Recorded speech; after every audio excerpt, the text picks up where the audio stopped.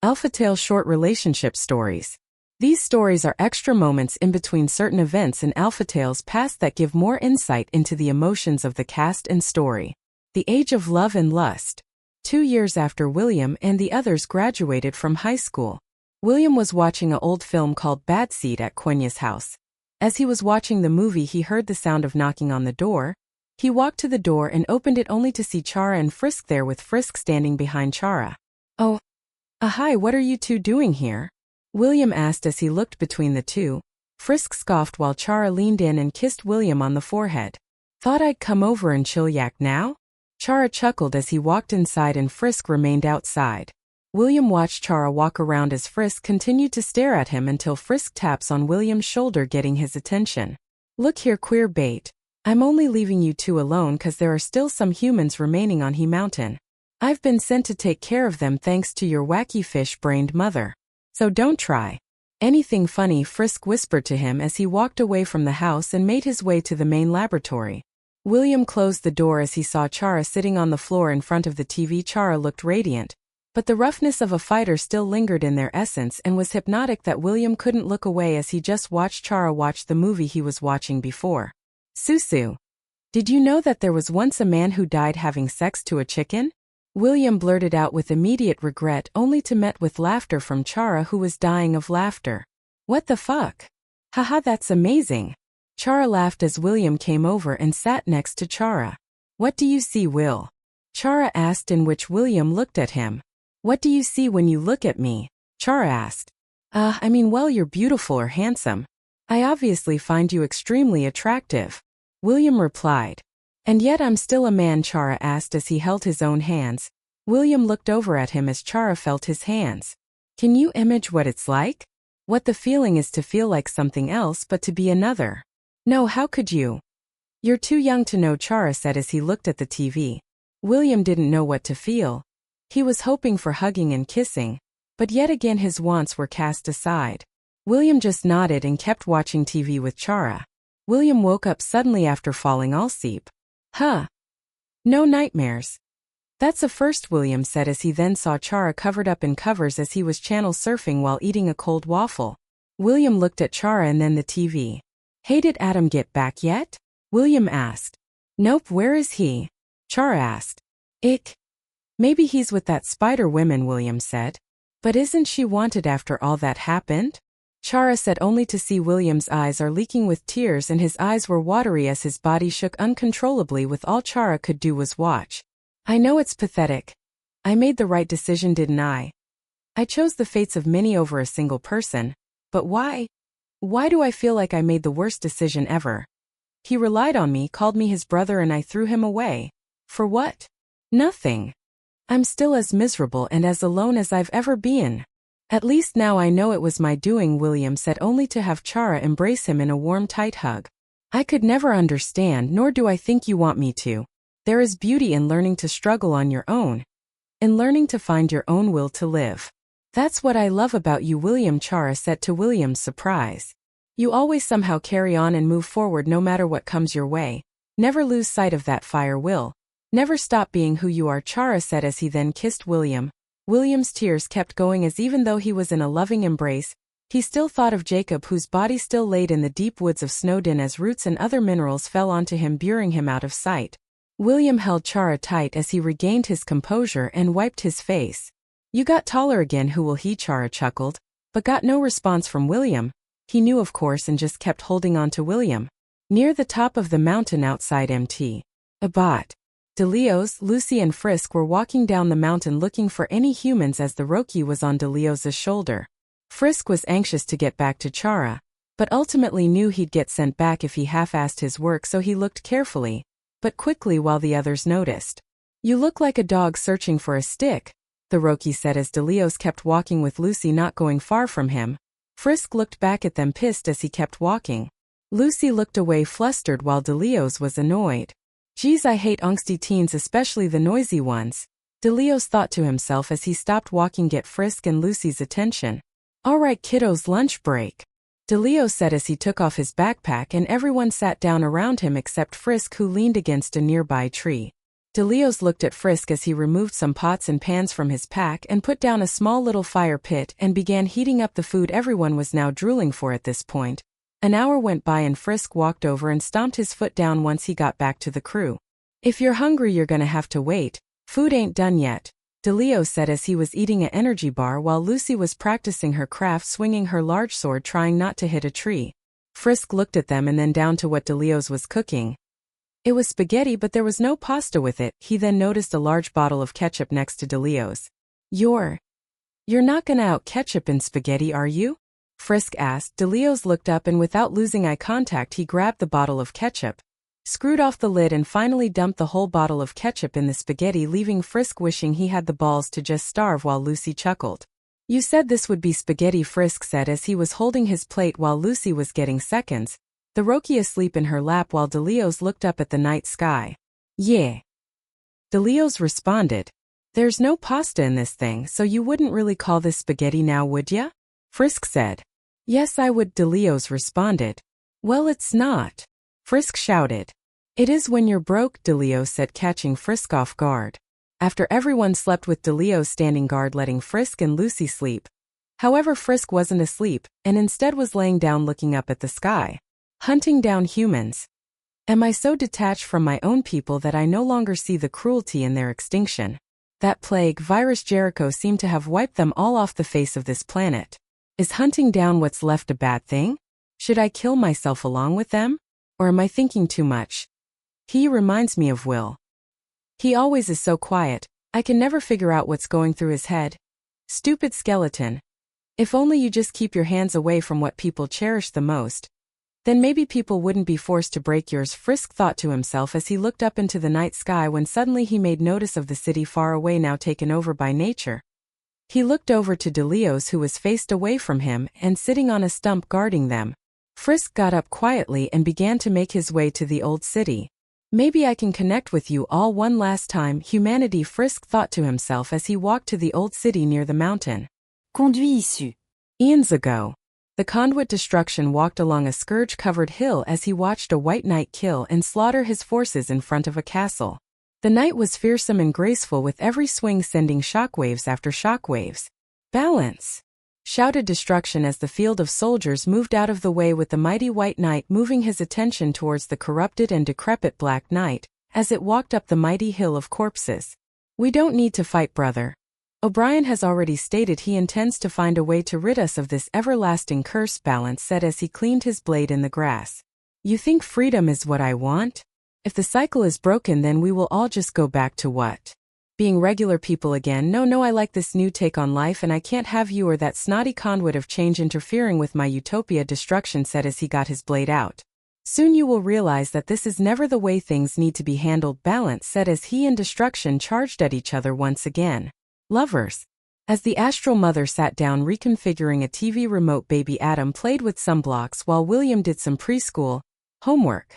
"No, boy, you put the macaroni and glue it to the elephant noses so that way they have trunks," the Astral Mother said, frustrated. "Peterson, will you come up here and help me?" she screamed as she watched Adam chew on a toy block. Peterson was down in the sublab with a wailing piece of white goo with a detroit expression covering its face. "Don't worry, just work a little harder and use that determination Mommy gave you and you'll be back to. Peterson slumped over as all he could do is stare at what was his son, and is now just an abomination.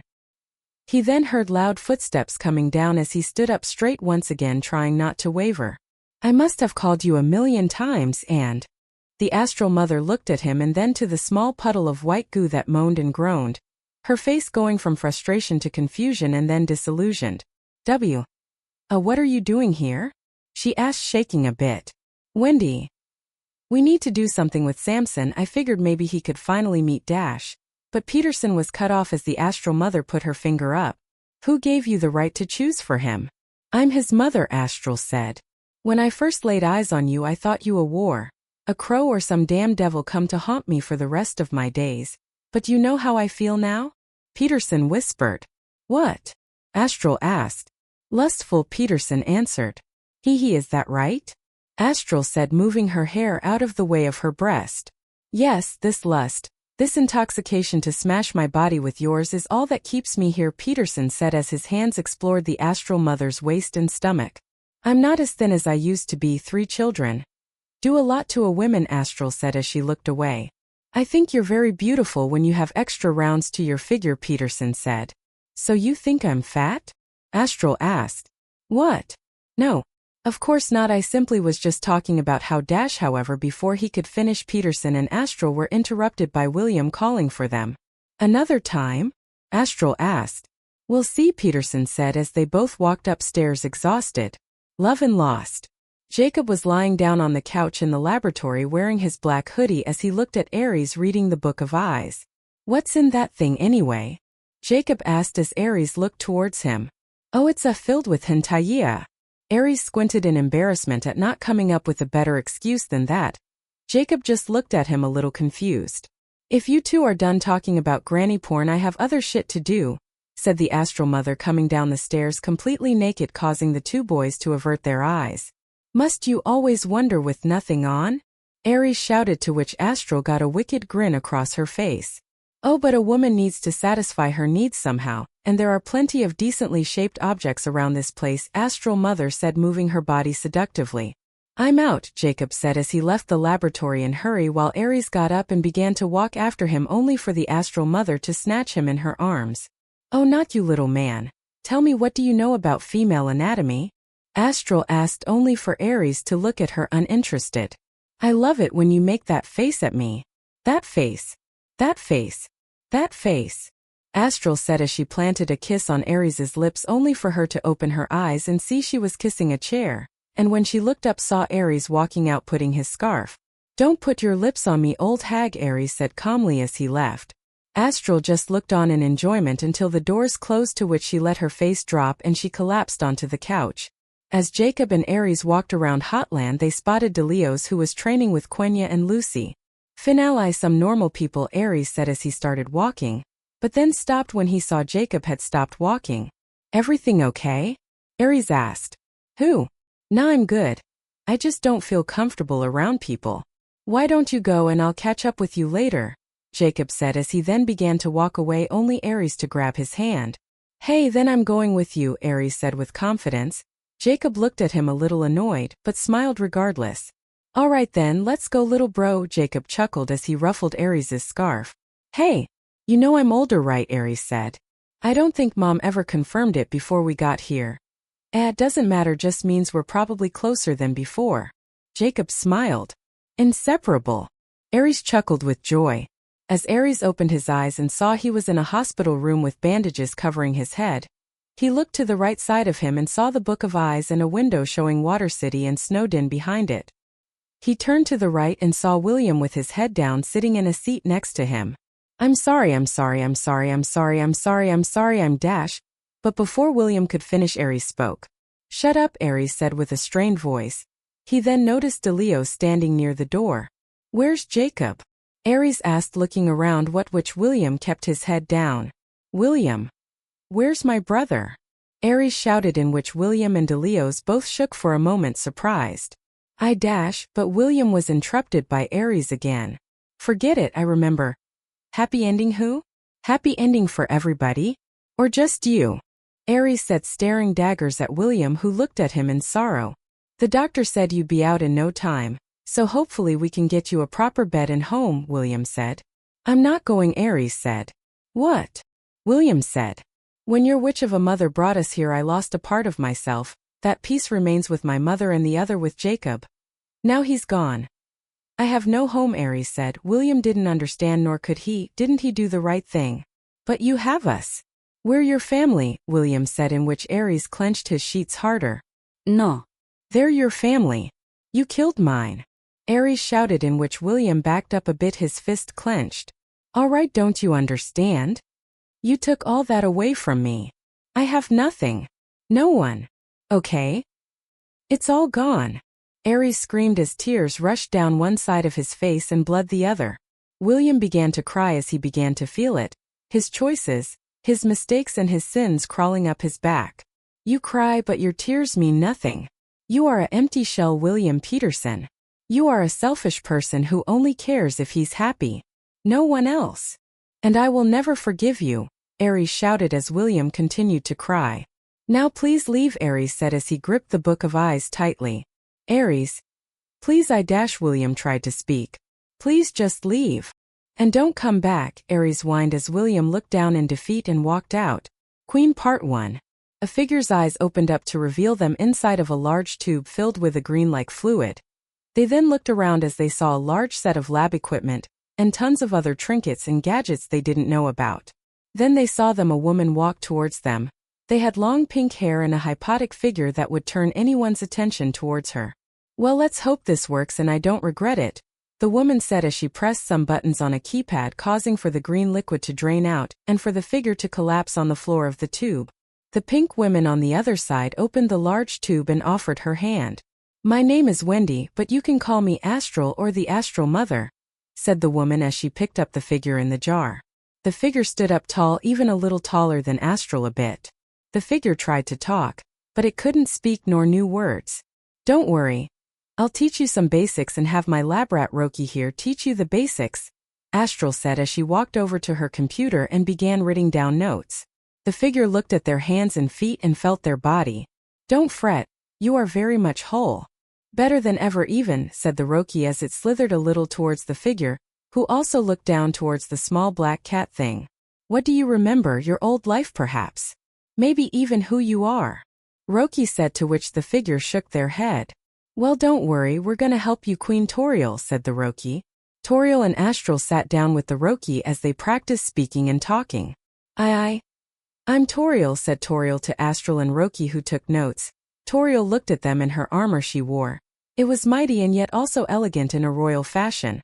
Your vocabulary has expanded quite well, Mrs. Toriel. However, today we're gonna see how you do. Roki, I want you to hold a conversation with her if you may, Astral said as she walked away a bit and stood back. Toriel looked at the Roki with a smile as the Roki looked to her too. Good evening, Mrs. Toriel. How are you today? Roki asked. I'm doing fine. How are you, Rock? Toriel responded. Very well done. It would seem you're just good enough to talk with, Astral said as she typed a few more things into her computer. Toriel smiled with glee while the Roki was less than amused. A pity though, said the Roki, getting the attention of Toriel. A pity of what happened to the old queen, Roki said, and with that Toriel's artificial soul sparked with panic as she had a meltdown with Astral running to her and trying to calm her down. HMP, it seems none are beyond their past. Even those that live in death, said the Roki as it looked towards a picture of a mighty samurai. Motherhood. The Astral Mother was sitting down on the couch with a young William watching a video on geometry while Adam playing with blocks. She was irritated on how much progress William had made just being 4 while Adam hadn't progressed at all and still was using blocks. Adam dearie, why the hell do you keep putting the block in the circle hole? Put it in the square hole, she said, annoyed as Adam just looked at her son confused. Astral just slapped her hand on her face as she looked to William, who was watching a video going over a cute and obtuse angels. At least he isn't wasting time, Astral Mother said as she began to have thoughts run through her head. Just how long was this going to take? For them to evolve into the apex being she turned out to be. Her patience was running thin. Damn brats, Astral said, only to feel Adam hug and drool on her leg, looking at her with a smile. Eesh. Oh. That's right. I'm alone again. She looked at her kids and then to the phone at her desk. She then watched as Adam fell over and began to cry, with William dropping the tablet only to fall and do the same. Astral looked at both of them and then wrote down in her notes. Looks like determination only gives a temporary boost and not a permanent one. She wrote down as she then picked up Adam by his neck and brought him to her. Quiet, she whispered, to which Adam then stopped crying. William's wet eyes met his mother's and saw her eyes look back at him. With little understanding, William attempted to stop crying, only doing hiccups instead. Children, she said. That's when Quenya and Aurora came in with loads of stuff for her. Surprise. I went shopping to get a few things for you and your boys, though I don't know what they prefer, so I bought out the entire baby section of the store for you. Aurora said with glee as she blitzed to the fridge and tried fitting it all in there as Quenya sat down on the floor with the boys. Anything? Astral asked. No, search parties everywhere, we've looked everywhere and no sign of him. I'm sorry, Quenya said as Astral messed with her hair, her eyes looking distressed and then returning back to normal. It's fine, people leave all the time, Astral said as she drank a juice box. Quenya looked down and saw Adam on the verge of tears and picked him up. Adam's body shook with fear, thinking he was getting punished, only for him to realize he was being hugged. William too looked in curiosity at the sight. So any new plans? Quenya asked, in which Astral just shook her head and walked off.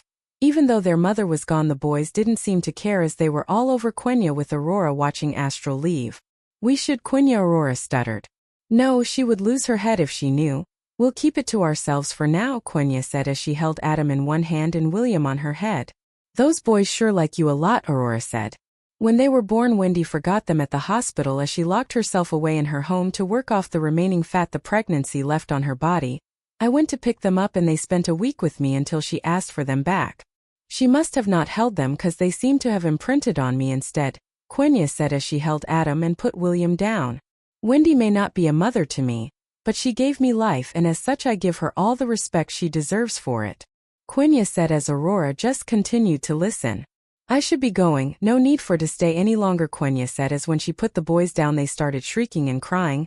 Aurora stepped over them following Quenya out.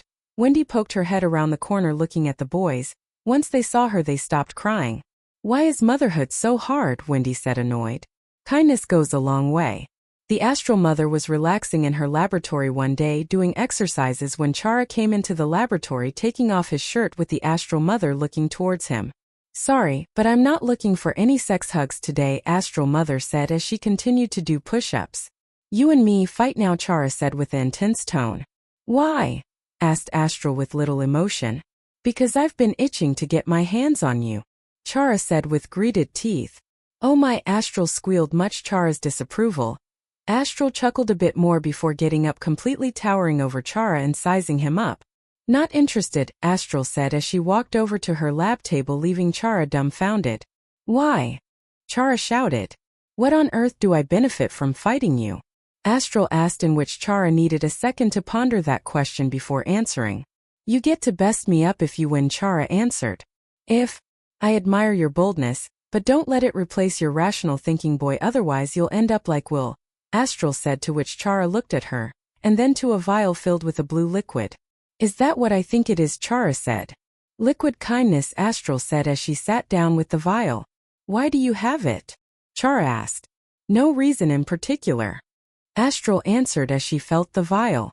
Let me borrow your ear for a moment, Chara. Did you like me better when I was more cheerful? Astral asked. Well, if you mean by weird and acting entirely like an insane woman, then yeah, you were kind.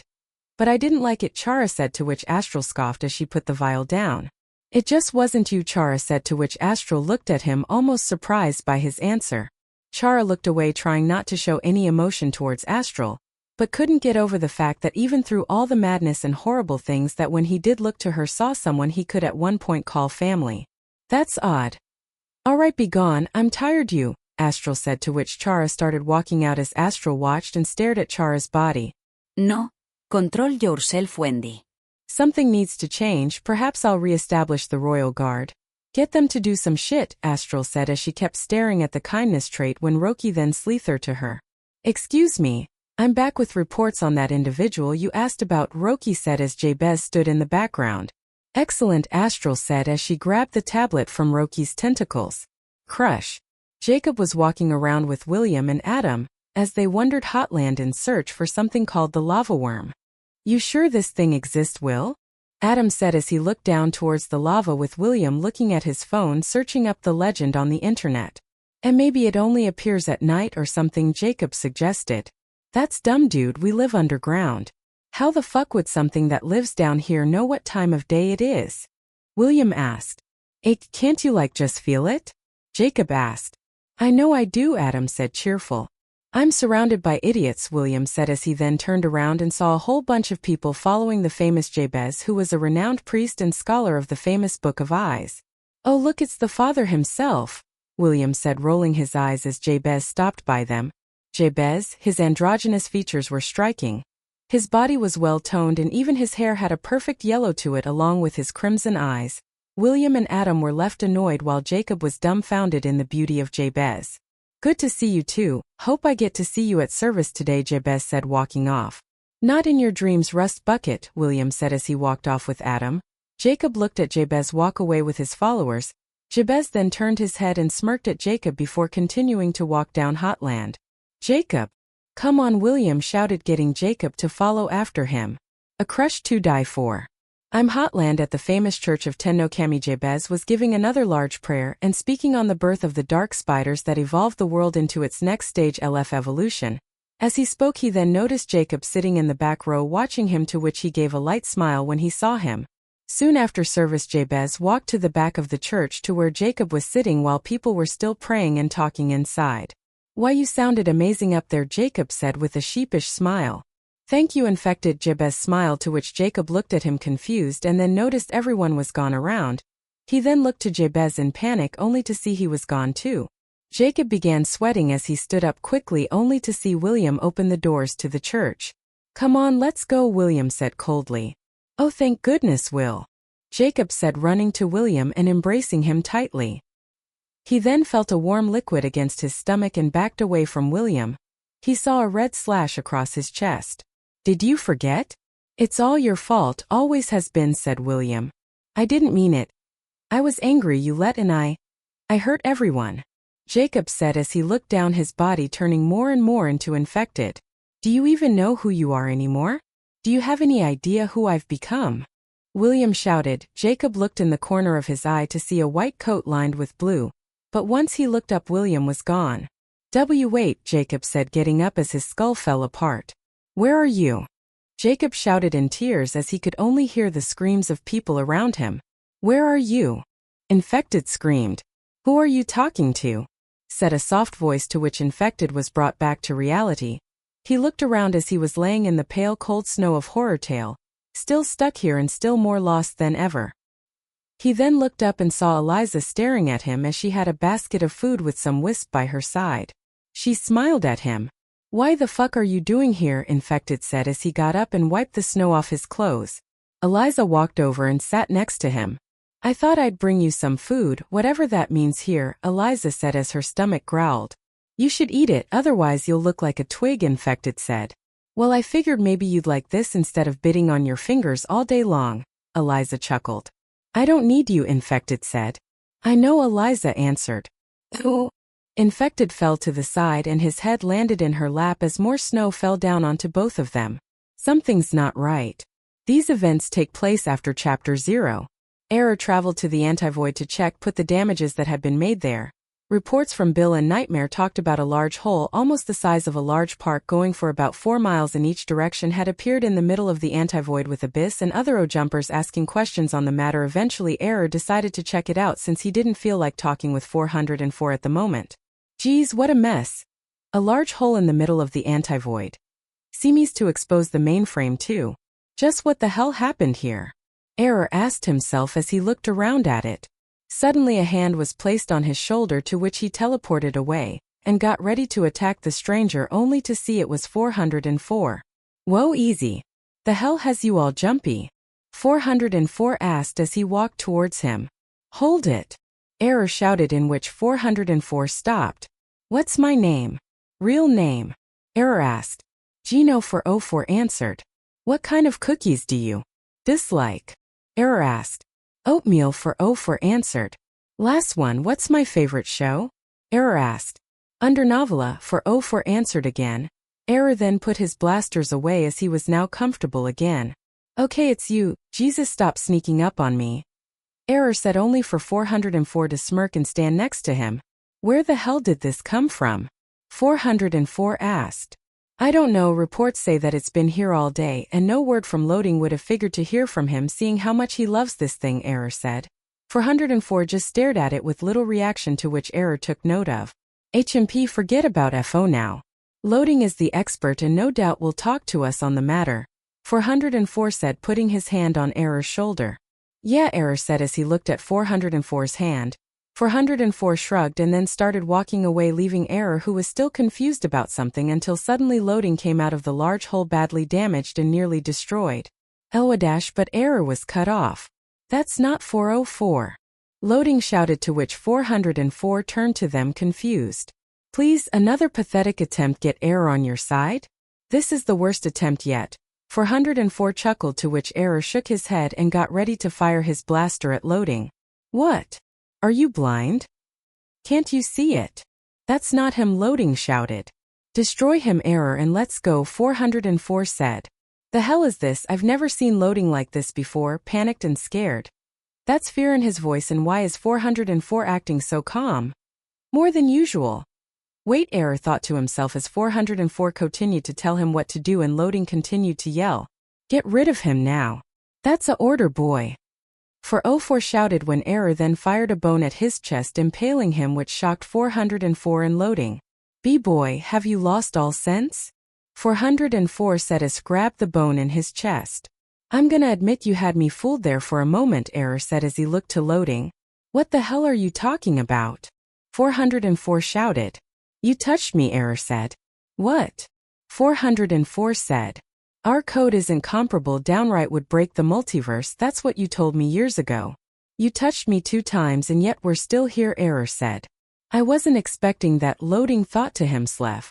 404's face went still and dark as Error and Loading then watched as 404's face began to become elongated and his eyes twisted, and finally, his body becoming bigger and bones turning into black sludge. Elle est Loudun. What the hell do you call that thing? Error said in utter fear. 2 words. Loading said as the large creature towered over them. Ah ha ha ha ha ha ha ha ha. Faker laughed a powerful demonic laugh. Bad news. Loading shouted as Error's entire body felt and trembled in fear as Faker took a step towards them. Sexual frustrations.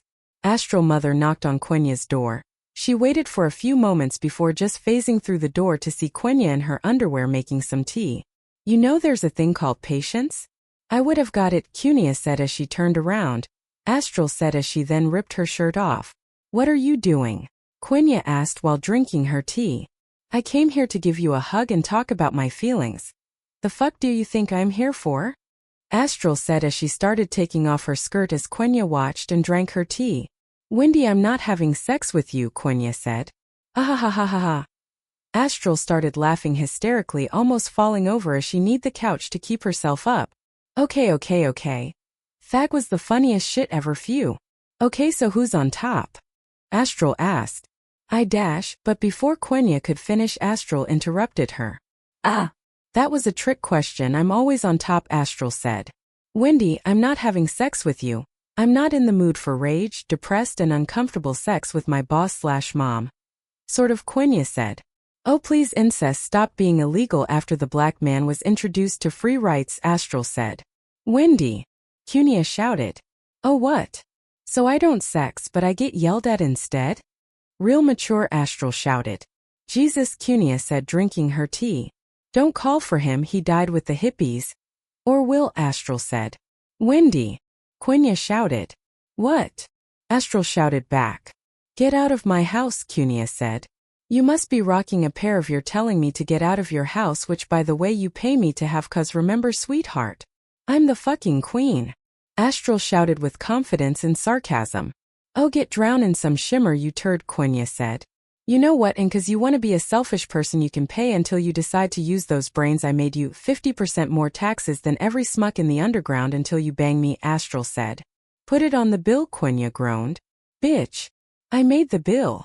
Astral said as she then pulled a ray gun out of her panties and fired it at Quenya's coffee table, turning it into a cow before leaving. God, I hate that woman, Quenya said as she finished her tea. Hey, so is it a bad time to say I need to use the bathroom? Said Aurora, peeking out of Quenya's room naked holding a sex toy. Yeah, go ahead, Quenya groaned. Whoa, is that a fucking cow? Since when did you own a cow? Aurora said as she looked at it begin to eat some table clothes. Used to be coffee table, Quenya groaned again when Mew Mew Kitty, who was also naked, came from behind Aurora. Whoa, damn, guess she really fucked you, who? Mew Mew Kitty said. Phrasing, Quenya said.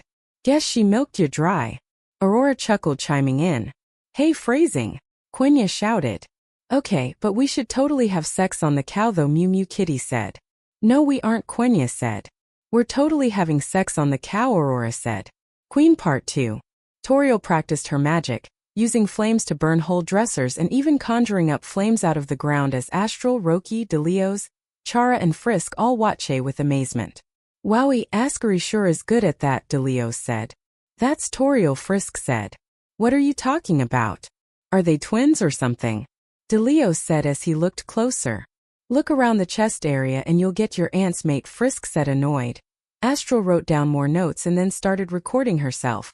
Subject has shown massive amounts of magic and has even demonstrated their capabilities, but it would seem they have low stamina. Can be fixed with more physical activity, Astral said as she then stopped the tape. Why are you doing this? I thought you hated Toriel and Ascari for not acknowledging you in the past. Chara whispered to Astral, to which Astral then looked as Frisk and DeLeos went over to talk with Toriel, who was glad for conversation. I've been thinking of doing some retiring recently. I don't know if this queen gig is suiting me as much as I wanted in the past, not to mention all these family problems have me all twisted and in a bind, Astral said as she put a blue lollipop in her mouth. Really? Chara whispered, surprised, to which Astral then began to laugh out loud, catching everyone's attention. Ha ha ha, oh, of course not. And let all those cultists, leftist and right-wing bastards get on over on me? Not a fucking chance. I'll sooner rot in hell before I give any of what I have. Besides, I don't think I could stop if I tried, Astral said as she bit through her lollipop. So you don't remember anything? Frisk asked. Not a peep, but dear Wendy has been so kind to me that I'm sure when she learns more about me she'll let me know, Toriel said. Wowza, DeLeo said. Is this hell? Before the events of Chapter 10. Rock smashed his crowbar against Tint's head, knocking him back a few feet. You and I both want the same thing, Rock. I don't know why you keep fighting against me. Of a time I get close to stopping 404 and finally putting an end to Alphatail for good, Tint said as he healed himself. Rock chuckled as he fixed his glasses. You wouldn't get it. Everything has gone to shit now, don't you see? 404 is stuck in his little castle in the sky. The US have become worse than ever before. Hell, even the creators have abandoned us now. No new AUS have been made in almost 7 years, pal. What do you think comes next? Rock said, scoffing. Steady yourself, fool, otherwise your power will fluctuate, said males grow in Rock's head. Yeah, whatever, old timer, but you see it now, don't you, Tint, old buddy? How rotten the world has become. Ink has gone off the tracks and error is nowhere to be seen. Those biotail whack jobs may be lost, but this multiverse isn't saved nor anything else. We're still stuck acting like ourselves in a world that God no longer loves. Ain't that ironic? It's almost Shakespearean, Rock laughed as he dropped his crowbar. Far on the other side of the multiverse, Grimm yet again was hunting down, but couldn't find him anywhere as he searched around, and Error was back at HQ. All alone. What kind of existence is that? Rock said. Mother's Day. Adam and the boys all were standing outside the Astral Mother's room as they could hear her snoring all the way from behind her door. So why are we celebrating Mother's Day for this witch again? Ares asked as he began to put on a suit that made Jacob laugh. Before the destruction of Alphatail, in the deeper parts of Waterfall City, nearer to its garbage disposal, but also close to the city, Lucy was training with DeLeos. He was watching as she swung her large buster sword, the Tensho. She would swing it at the ground, but before it touched it she would stop it. She did this hours on end while DeLeos watched her. Good, control the blade. Do not let it control you. Otherwise failure will meet you on the battlefield where victory should. DeLeos said. Lucy sighed, exhausted. Her body creaked and squeaked with the sounds of pressure and the weight of her blade. She then began to feel her legs ready to buckle, but she endured it and lifted the blade up once again. DeLeos smirked with a nod. She's getting even better by the day. Maybe at some point she can even dash. What the fuck are you doing? Asked a familiar annoying voice. DeLeos rolled his eyes as he turned around to see Frisk standing on a ledge above them. Speak of the angsty teen. DeLeos said. I was sent to come and get you, Quenya's request. But it looks like you have your hands full. Frisk said. Tilting his head a bit, he noticed Lucy, who was looking at him. Hey, don't I know you? Frisk said, which immediately flustered Lucy, her face showing a bright red. Nope. Not at all. Lucy said with an embarrassed tone. Frisk rolled his eyes. He then jumped down. DeLeos still just staring at him. Move your ass, otherwise I'll move it for you. Frisk demanded angrily. Whoa. Can't we just talk like normal people? Lucy asked. Shut up. If I was talking to you, I'd speak to you. Frisk said, to which Lucy immediately backed off. DeLeos noticed the interaction. He then looked back at Frisk. Frisk stared at him and scoffed as he walked away. Must be easy to pick on people. but hard to defend yourself when they fight back, huh? DeLeo said, antagonizing Frisk, which worked as Frisk stopped dead in his tracks. Frisk turned his head towards them. You heard me, brat. Just 'cause you got DT doesn't make you invincible. DeLeo said. Yeah, it does, bonehead. Frisk answered. Then how about you prove that little theory? DeLeo said, more than a theory, but if you're looking for a fight dash. But just as Frisk got ready to summon his weapon, DeLeo's put his hand up towards him. Not me, her. DeLeo said as he looked at Lucy. Lucy took a second to process it before she jumped up sheepishly. What? Me? But I dash. Don't be a wimp, Luke, this is your chance. You're always talking about this punk ass. Well, now is for him to see just how great you really are. Show him no mercy. DeLeo's whispered to Lucy, who thought about what he said, while Frisk just looked at both of them. You two done talking semantics and ready to do this thing? Frisk asked.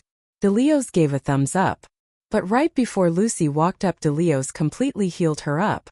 Lucy took big breath as she walked up to Frisk with her buster sword on her back.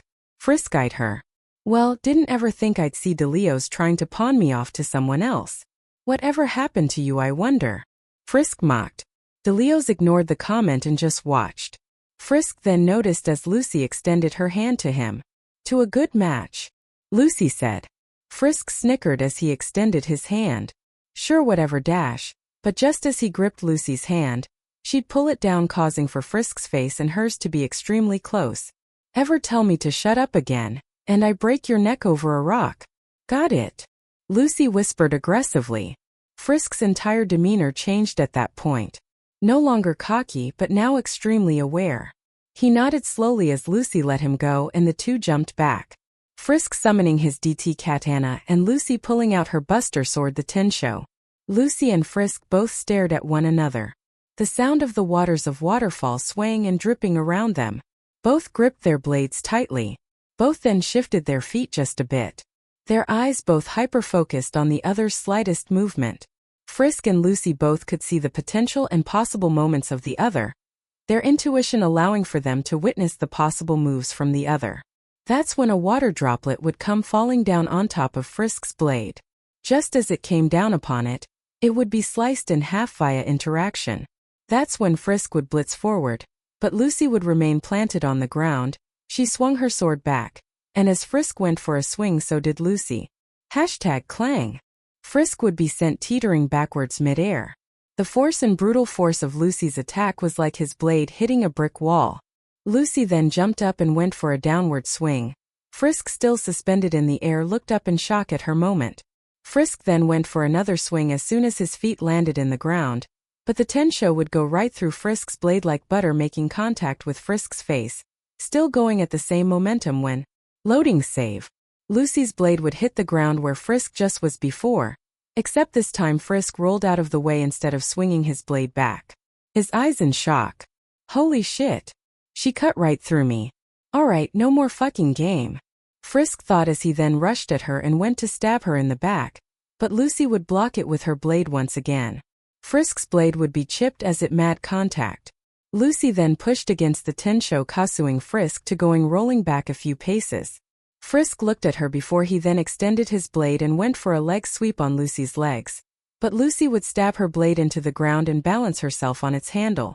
Once Frisk's blade made contact again, it'd be shattered in half. What the actual fuck is that thing made out of? Frisk shouted. Lucy jumped back down as she lifted his blade. Frisk then unsummoned his blade and cracked his knuckles. Hands it is then. For now, Frisk thought. Lucy noticed and planted her blade in the ground as she put her fists up as well. Both ran to one another. Frisk threw a right jab which Lucy blocked before she went to elbow Frisk in the chest, but it'd be deflected by Frisk's right hand. Frisk then went in to knee her, but his knee would be met with Lucy's own. Both continued going for kicks and knees. Yet each time, the other would block an oncoming attack. They seemed to be square even. Frisk would get sucker punched at the same time Lucy would. Both would be sent a few paces back from the other, both wiping their heads as they stared at one another. She's good, both thought as they looked at one another. Frisk then summoned his DT katana, with Lucy rolling forward and pulling out her buster sword. Frisk jumped up and went for plunging attack. However, this time as Lucy went for a swing with Buster Sword at Frisk, instead of letting it connect, Frisk unsummoned his blade and rolled next to Lucy, dodging her blade, and summoning his blade again. This time while next to her he'd get a hit. A slash at her side as he then backed off just in time to dodge her backstab from her Buster Sword. Frisk got up and pointed his blade at her. Sue got up slowly and did the same, holding her blade at shoulder level. She'll dodge out of the way, and when she does, I'll use my other hand to summon the blade again and it'll go right through her. Frisk thought as he stared at Lucy. He intends to bait me, he's going to extend the blade. But just as I dodge it'll vanish and leave me open for his next attack. Damn it. I'm a tank, I should be acting like one. Then maybe, screw it. Lucy thought. Frisk then made his move. His katana would extend towards her head, but Lucy would wait, her hands gripping her blade tight. And just as Frisk unsummoned his blade, Lucy would do one quick spin before she flung her Buster Sword right at Frisk's head like a speeding bullet train. Did she just dash? Loading save. The large Buster Sword would get dodged as Frisk ducked under it as it went flying past him and embedded itself into a rocky wall behind him. Frisk looked in shock at how deep it went, but as he turned back to Lucy he'd be met with a haymaker to the jaw, sending him spinning as Lucy bolted past him and grabbed her blade. Frisk gripped his mouth and fixed it. Ow, goddamn. All right. I get it, Frisk said. Lucy looked at him. I concede. I get it. You're the real deal, Frisk said as he put his blade away, and Lucy took a deep breath as she put hers on her back. She walked over to him, Frisk's arms crossed. Damn it all. What a fucking joke. I'm not built for tanks. Especially ones that can throw their damn swords like baseballs, Frisk thought before he saw Lucy's hand extend to him. You were great. I want you to know that. Don't let anyone take that from you, Lucy said.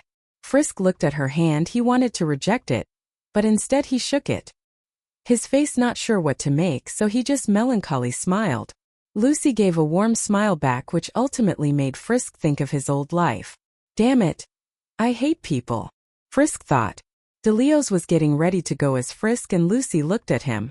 What made you cling to this sack of bones anyway? What was so damn special about him? Frisk asked. It wasn't about him, it was about me.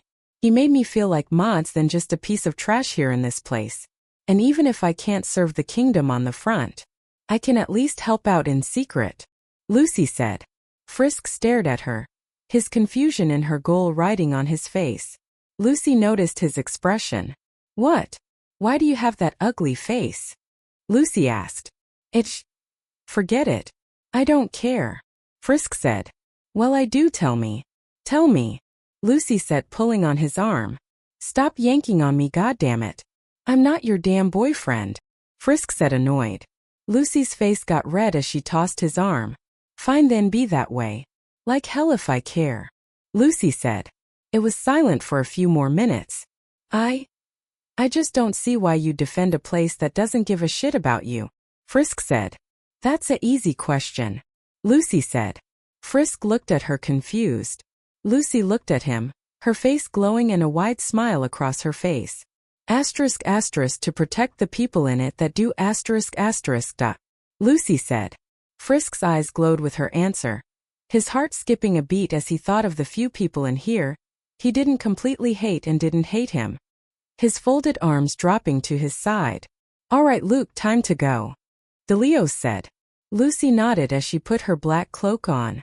Ok, she replied as she ran over to DeLeo's, and the two walked away, with Lucy waving at Frisk, who slowly waved at her. He then sat down on the ground. He kept thinking about that, not protecting the world but protecting those that care within it. Yeah, now that may be a new way to live. Frisk cracked a small and weak smile at the thought. End of Lucy v. Frisk. Steelheart. This story takes place in the past. The two humans that were retrieved from the surface were more than enough for the Astral Mother's plans. Her plans, however, would have to be put on hold due to the nature of the human children. They were needy, and crybabies, and most importantly needed supplements in order to survive. The Astral Mother wasn't entirely used to children, seeing as she had none of her own at the time, and so instead devised a plan in order to get the humans to behave and to work accordingly.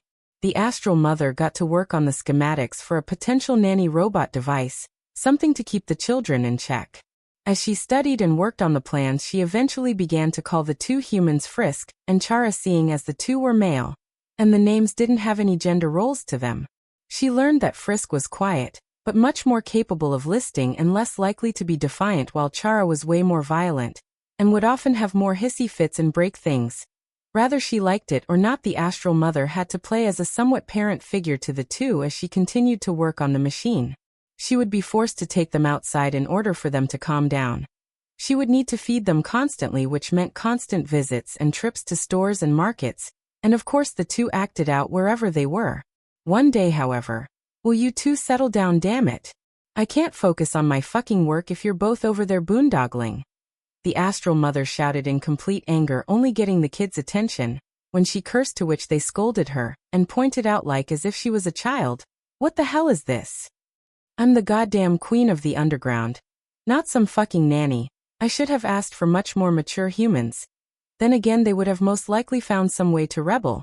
And that's the last thing I need now is another one of those," the Astral Mother thought to herself when suddenly a loud bang sound came from outside the palace.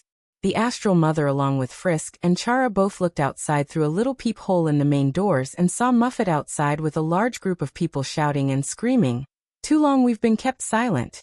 Too long we've been at the bottom of this tower.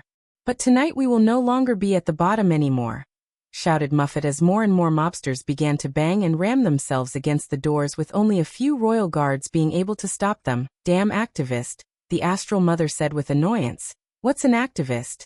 asked Frisk in confusion as he played with a pencil. "Stupid people who can't accept order," the Astral Mother replied. "Are we gonna kick their butts?" Chara asked while getting amped up, only for the doors to then burst open with a few royal guardsmen falling to the ground and Muffet standing over them as she set her sights on the Astral Mother and the children. Well, well, well. Look what the cat dragged in, or should I say large pink stink cloud, hee hee hee. Muffet chuckled as the mob began to go around the palace, breaking objects and busting into rooms. Frisk, frightened, stayed close while Chara tried to look menacing, but only made themselves look more afraid. "I'll give you to the count of 3 to put an end to your rule, and maybe we'll let you keep you head, Astral bitch," shouted Muffet as all her other mobsters got a hold of blunt objects and weapons. "Such foolishness. Do you honestly think coming here was a good move? What happens when you fail? It's jail time or worse. You'll end up like every other spider I squash," the Astral Mother chuckled as she made a squishing sound with her mouth, pissing off Muffet. "Kill this Sienti," shouted Muffet as hordes of people began to rush the Astral Mother, only for her to begin brawling against the mob, using their own objects against them, and then using her claws to jab many of them in their throats. Chara got ready to fight, but Frisk just grabbed his brother's hand and began to run off down the hall with other members of the mob chasing after them. "Wait, you two! Stay here!" the Astral Mother shouted before getting hit over the head with a large chair and falling to the ground. She could feel blood rushing to her head as she felt members of the crowd begin to jump and beat her. She could feel them hurting, beating and touching her all over as she was in no position to move or escape until she suddenly transformed into a pink cloud of mist and vanished, surprising everyone. "What the? Find her. We'll search this whole castle if we have. Burn it all down even," Muffet shouted as one of her mobsters walked to her. "What about those kids?" said a random monster. "If they live, they live. They are associated with her. Who's to say their innocence too?" who Muffet said as she began to walk the halls of the palace. Chara and Frisk hid in one of the rooms as they saw loads of people going throughout the palace, breaking and destroying the place. "What do we do, Chara?" asked Frisk in fear, only for Chara to cover his mouth as one tall-looking monster walked past their door. "We need to keep ourselves hidden, otherwise we're dead meat," Chara said as he looked outside for a moment, only to have a sudden large hand grab his head and throw him to a wall, knocking him out. "Chara!" Frisk shouted, only for a monster to throw a large vase at his head, knocking him out too. The Astral Mother then reappeared in a small broom closet, missing her clothes of course. "Okay, didn't know I could do that. Well, at least it's handy," she said as she then peeked outside and saw a few monsters pissing on the floor and walls, and one ready to take a shit on an end table. "This is what that bitch and all of her lackeys get for making this place a living hell," said one of the monsters as the rest began to laugh and chuckle, only for the Astral Mother to burst out of the broom closet and stab one of them with a broom and then jam it through the second one's ear and straight through the other, all while the third one watched in fear. She let their corpses fall down as she began to walk towards the last monster who struggled to pull up his pants. Hey, I was just playing and that bitch thing was a joke too, Yakko? He, the monster said before the Astral Mother grabbed a hold of his shirt and pulled him close. Where is your leader? Asked the Astral Mother as he claws extended, poking the monster's face, drawing blood from it.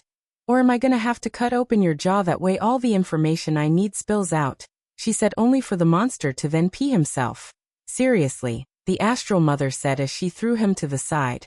And then got the clothes of one of the other monsters she had just killed. I'll leave you to your urinating, the Astral Mother said as she began to speed walk down the hallway. Frisk then woke up to the sound of painful sounds coming from Chara. And as he looked over, he saw a few monsters touching and feeling up Chara's body, and even grabbing places Frisk was shocked to see. Chara's tears ran down their face at the acts, but were nothing compared to the seething rage boiling in Frisk. He tried to escape, but he noticed he was tied up.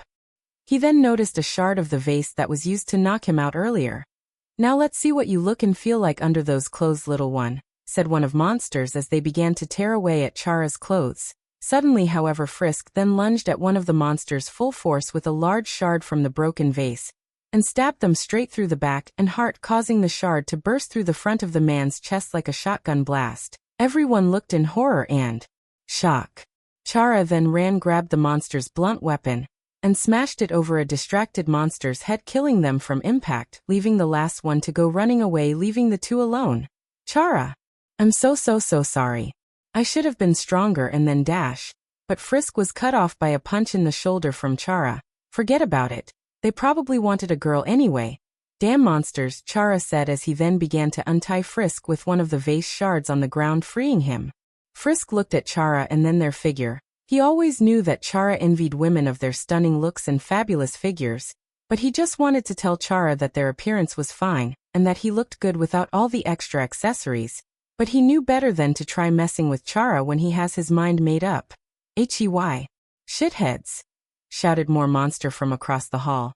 You're gonna pay what you did to Skipper and Leo too, shouted the monsters as they all began to run towards them. Seems we have a audience, shall we, brother? Chara said as he got a hold of sharp piece of the broken vase. Shall we what? Frisk asked, only for Chara to sigh, and then rushed towards the monsters with Frisk backing him up. Down near the laboratory of the palace, the Astral Mother killed whatever monsters were loitering around the lab. That's all of them. Maybe now I can find some proper attire besides this blood-stained jacket, the Astral Mother said as she began to look around the place to make sure nothing was damaged or stolen. So far these damn fools haven't broken anything. And that's when she saw the endoskeleton for the nanny bot she was working on before. Her eyes then were averted to the deadly weapons and gadgets she had made before for war purposes. All of these tools are just prototypes, but I suppose it wouldn't be too crazy to add in a few extra accessories, the Astral Mother said as she began to tinker with the endoskeleton. Muffet stood in the large dining room with her large spider pet, and a horde of other monsters all gathered up waiting for them to gather up the Astral Mother and the two kids. What is taking so long? We have an army of monsters in these walls, and yet they are still here in the castle alive. Muffet screamed with anger. Ma'am, please. We're doing what we can. You have to remember that Wendy is with them, said one monster, only for Muffet's pet to roar in its face. Then you're not trying hard enough. I want them here. Bring them to me. Muffet shouted, only for the main doors into the dining room to open with two dead monster corpses falling through them, revealing Frisk and Chara behind them. I always hate it when guests break things they know they can't pay for, Chara said as he smirked while picking up a knife from one of the dead monsters. Chara may feel confident, but Frisk knew better. He knows that compared to everyone in the room they're no match, but looking at his brother Chara, he was more than ready to die by his side. Well, look at this. Two baby birds, two birds that don't know to fly yet have come to test their wings, he. Muffet said as she snapped her fingers and her large pet began to make its way to them, stomping and crushing other monsters in its path, until a large shadow got cast over Chara and Frisk. Everyone looked at the figure in shock and complete fear for most. Chara and Frisk looked back and saw the Astral Mother behind them. You two all right? The Astral Mother said, looking down at them, only for Frisk to then cling onto the Astral Mother's leg like a child, and begin to shake slightly from the shock of the events that happened in front of them. Loki here, fellas. It's a walking, talking cum dumpster. What are the odds?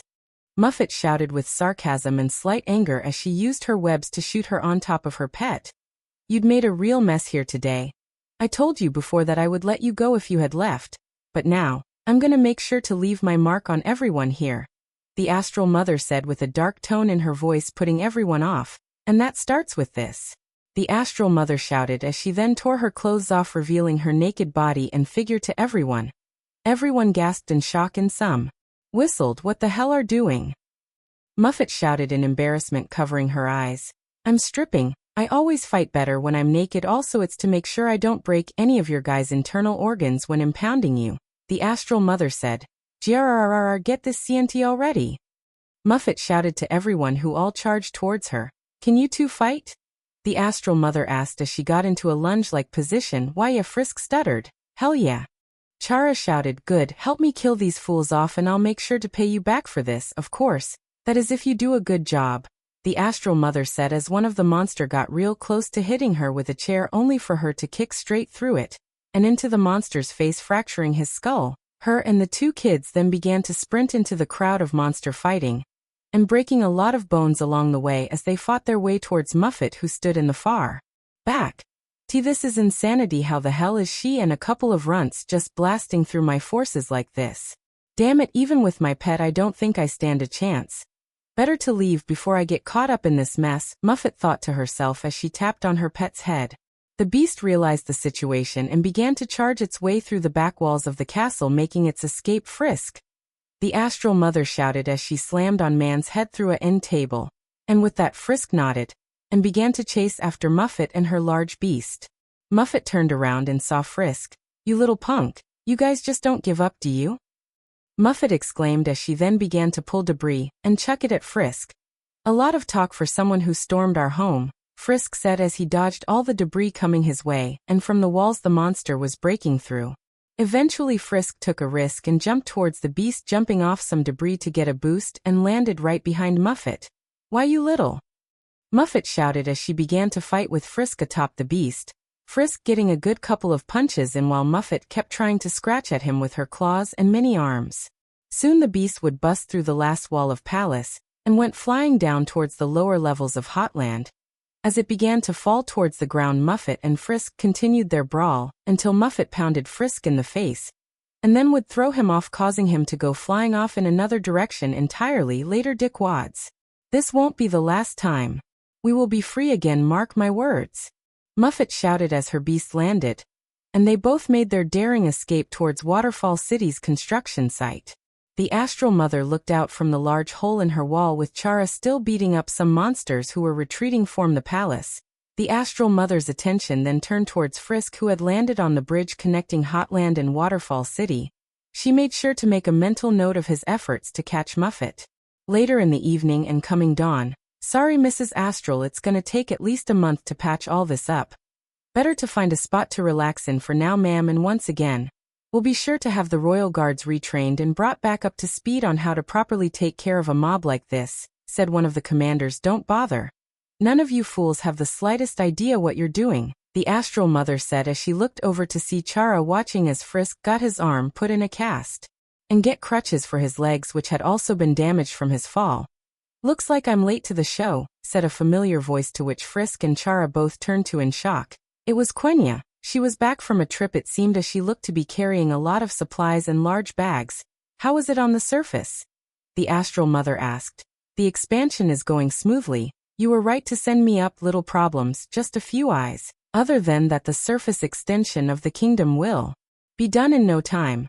But speaking of problems, what the hell happened here?" Quenya asked. "Take a lucky guess," said the Astral Mother as she picked up some debris with her hand and lifted up an old picture of her parents that had been smashed up. "That damn bug. Please win. Astral, let me take care of her for good. A couple rounds from my spears will have her begging for your forgiveness," Quenya said with anger. "No, I want to do this right. Killing her now would be easy, but it's not the way I work. We're going to make her life hell slowly," the Astral Mother said as she then began to walk inside the palace. "Where are you going?" Quenya asked. "Where do you think? I'm sleepy, and with my entire castle torn to shit, I think I'll make myself a nice comfy spot in my lab," Astral Mother said as she waved away to them.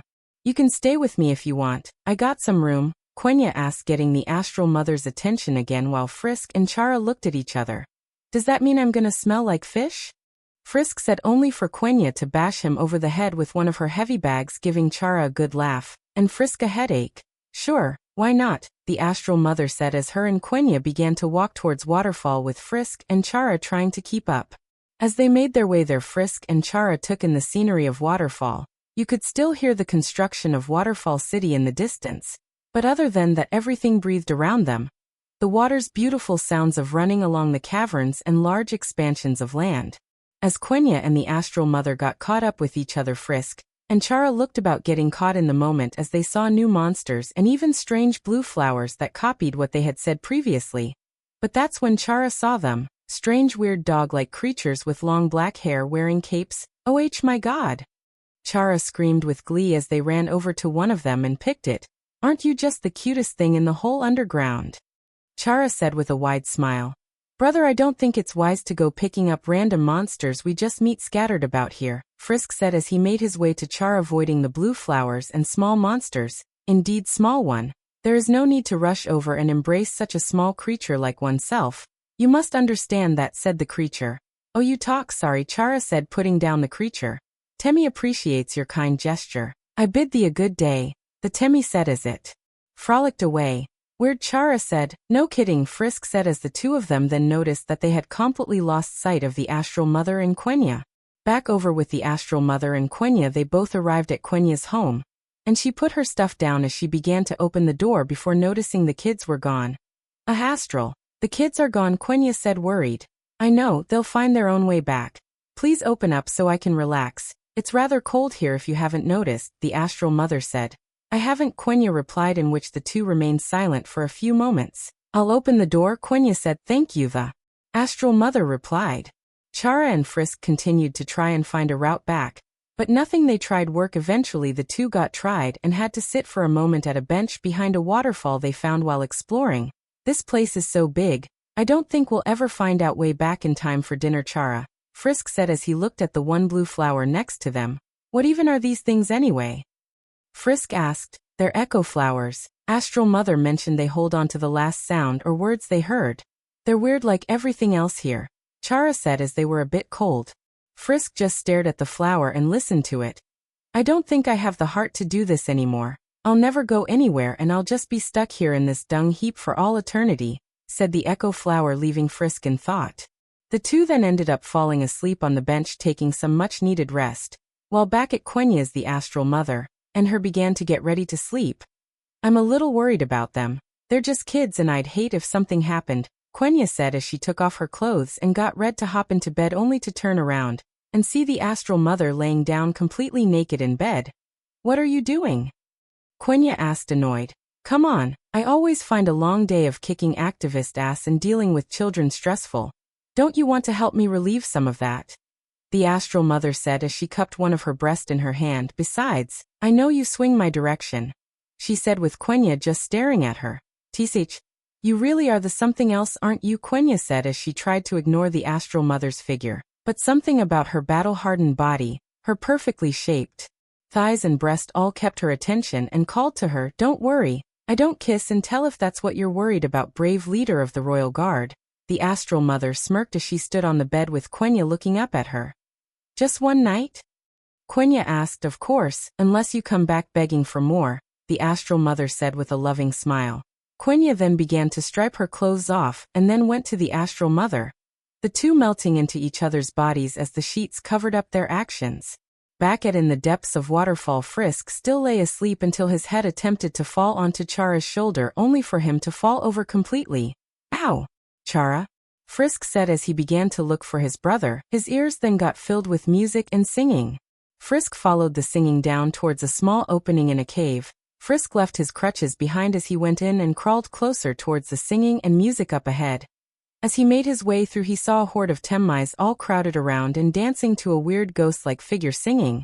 But Frisk caught his eye onto Chara immediately. Chara, what are you doing? Frisk shouted. But it was drowned out by the music playing and the singing ghost way on top of the large pile of garbage. Frisk looked up to see this pinkish-looking ghost that was swaying its body and moving quite the seductive manner. Hey, what's going on? Frisk asked one of the Temmais. Have you never heard of this before? Every human day that starts with W, the beautiful and illustrious Aurora comes and sings for us, for all of Waterfall to hear. Her voice is true bliss and could even calm the craziest of seas, said the Temmie as it got back to swaying and staring like the others. Frisk simply watched in awe. After an hour-half of constant singing and dancing, eventually the concert ended, and people began to leave with the Aurora leaving through a back entrance. Frisk then began hobble over to where they were. Hey! Just wanted to say that your performance was outstanding back there, Frisk said as he looked at the ghost who just smiled at him. Thank you, child, I appreciate your words. But I can't stay too long or my fans will begin to get needy, Aurora said as she began to float away with Chara wrapping his arm around Frisk's shoulder. Who you talking to? Chara asked. No one really, Frisk said as he and Chara began to make their way through the same exit, seeing as all the Temmais were blocking the previous way in. As they journeyed through Waterfall, Frisk kept thinking about music that Aurora sung before. She sang about a lot of political propaganda, but mostly about freedom. Frisk began to wonder if she was another rebel like Muffet as he stared at his wounded arm only for Chara to stop them. Look, Frisk houses? Maybe one of these belonged to Quenya. Chara said as she began to run towards each of the houses looking inside. Frisk then noticed one of them had a little fenced-in area with a track. It was weird, but Frisk felt like he had seen this place before in a dream of some sort.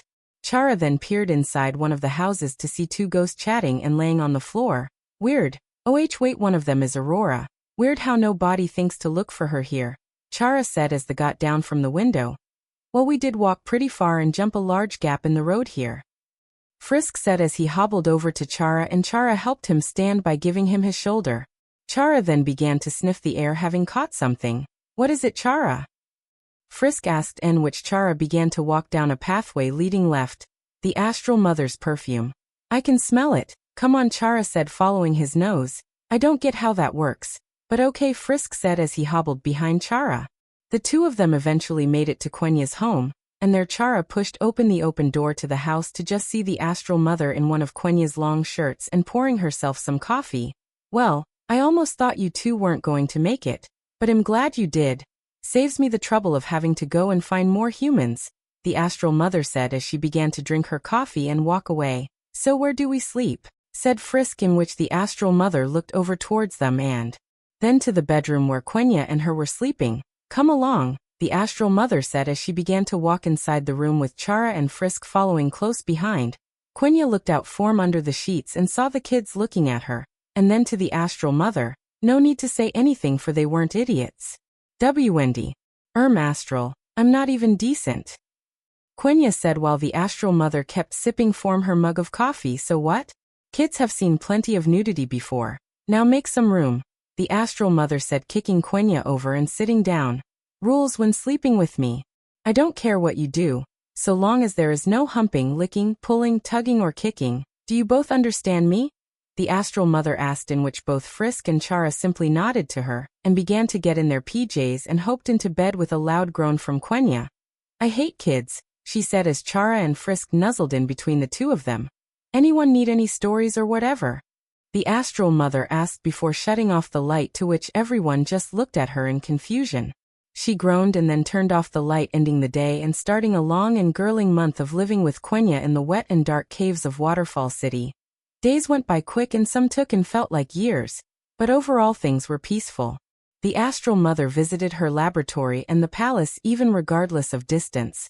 Quenya, even though growing annoyed at them, took care of Frisk and Chara most days and even began to train them, growing an attachment to them she didn't think she would have.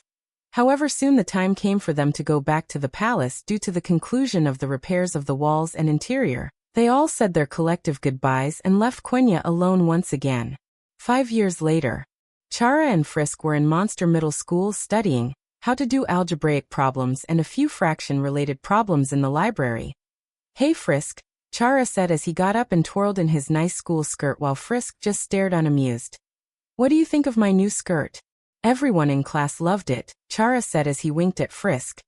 That's good to hear, but I'd rather to focus on not focusing on these stupid assignments, Frisk said as he tore up a library book, making the pages into airplanes.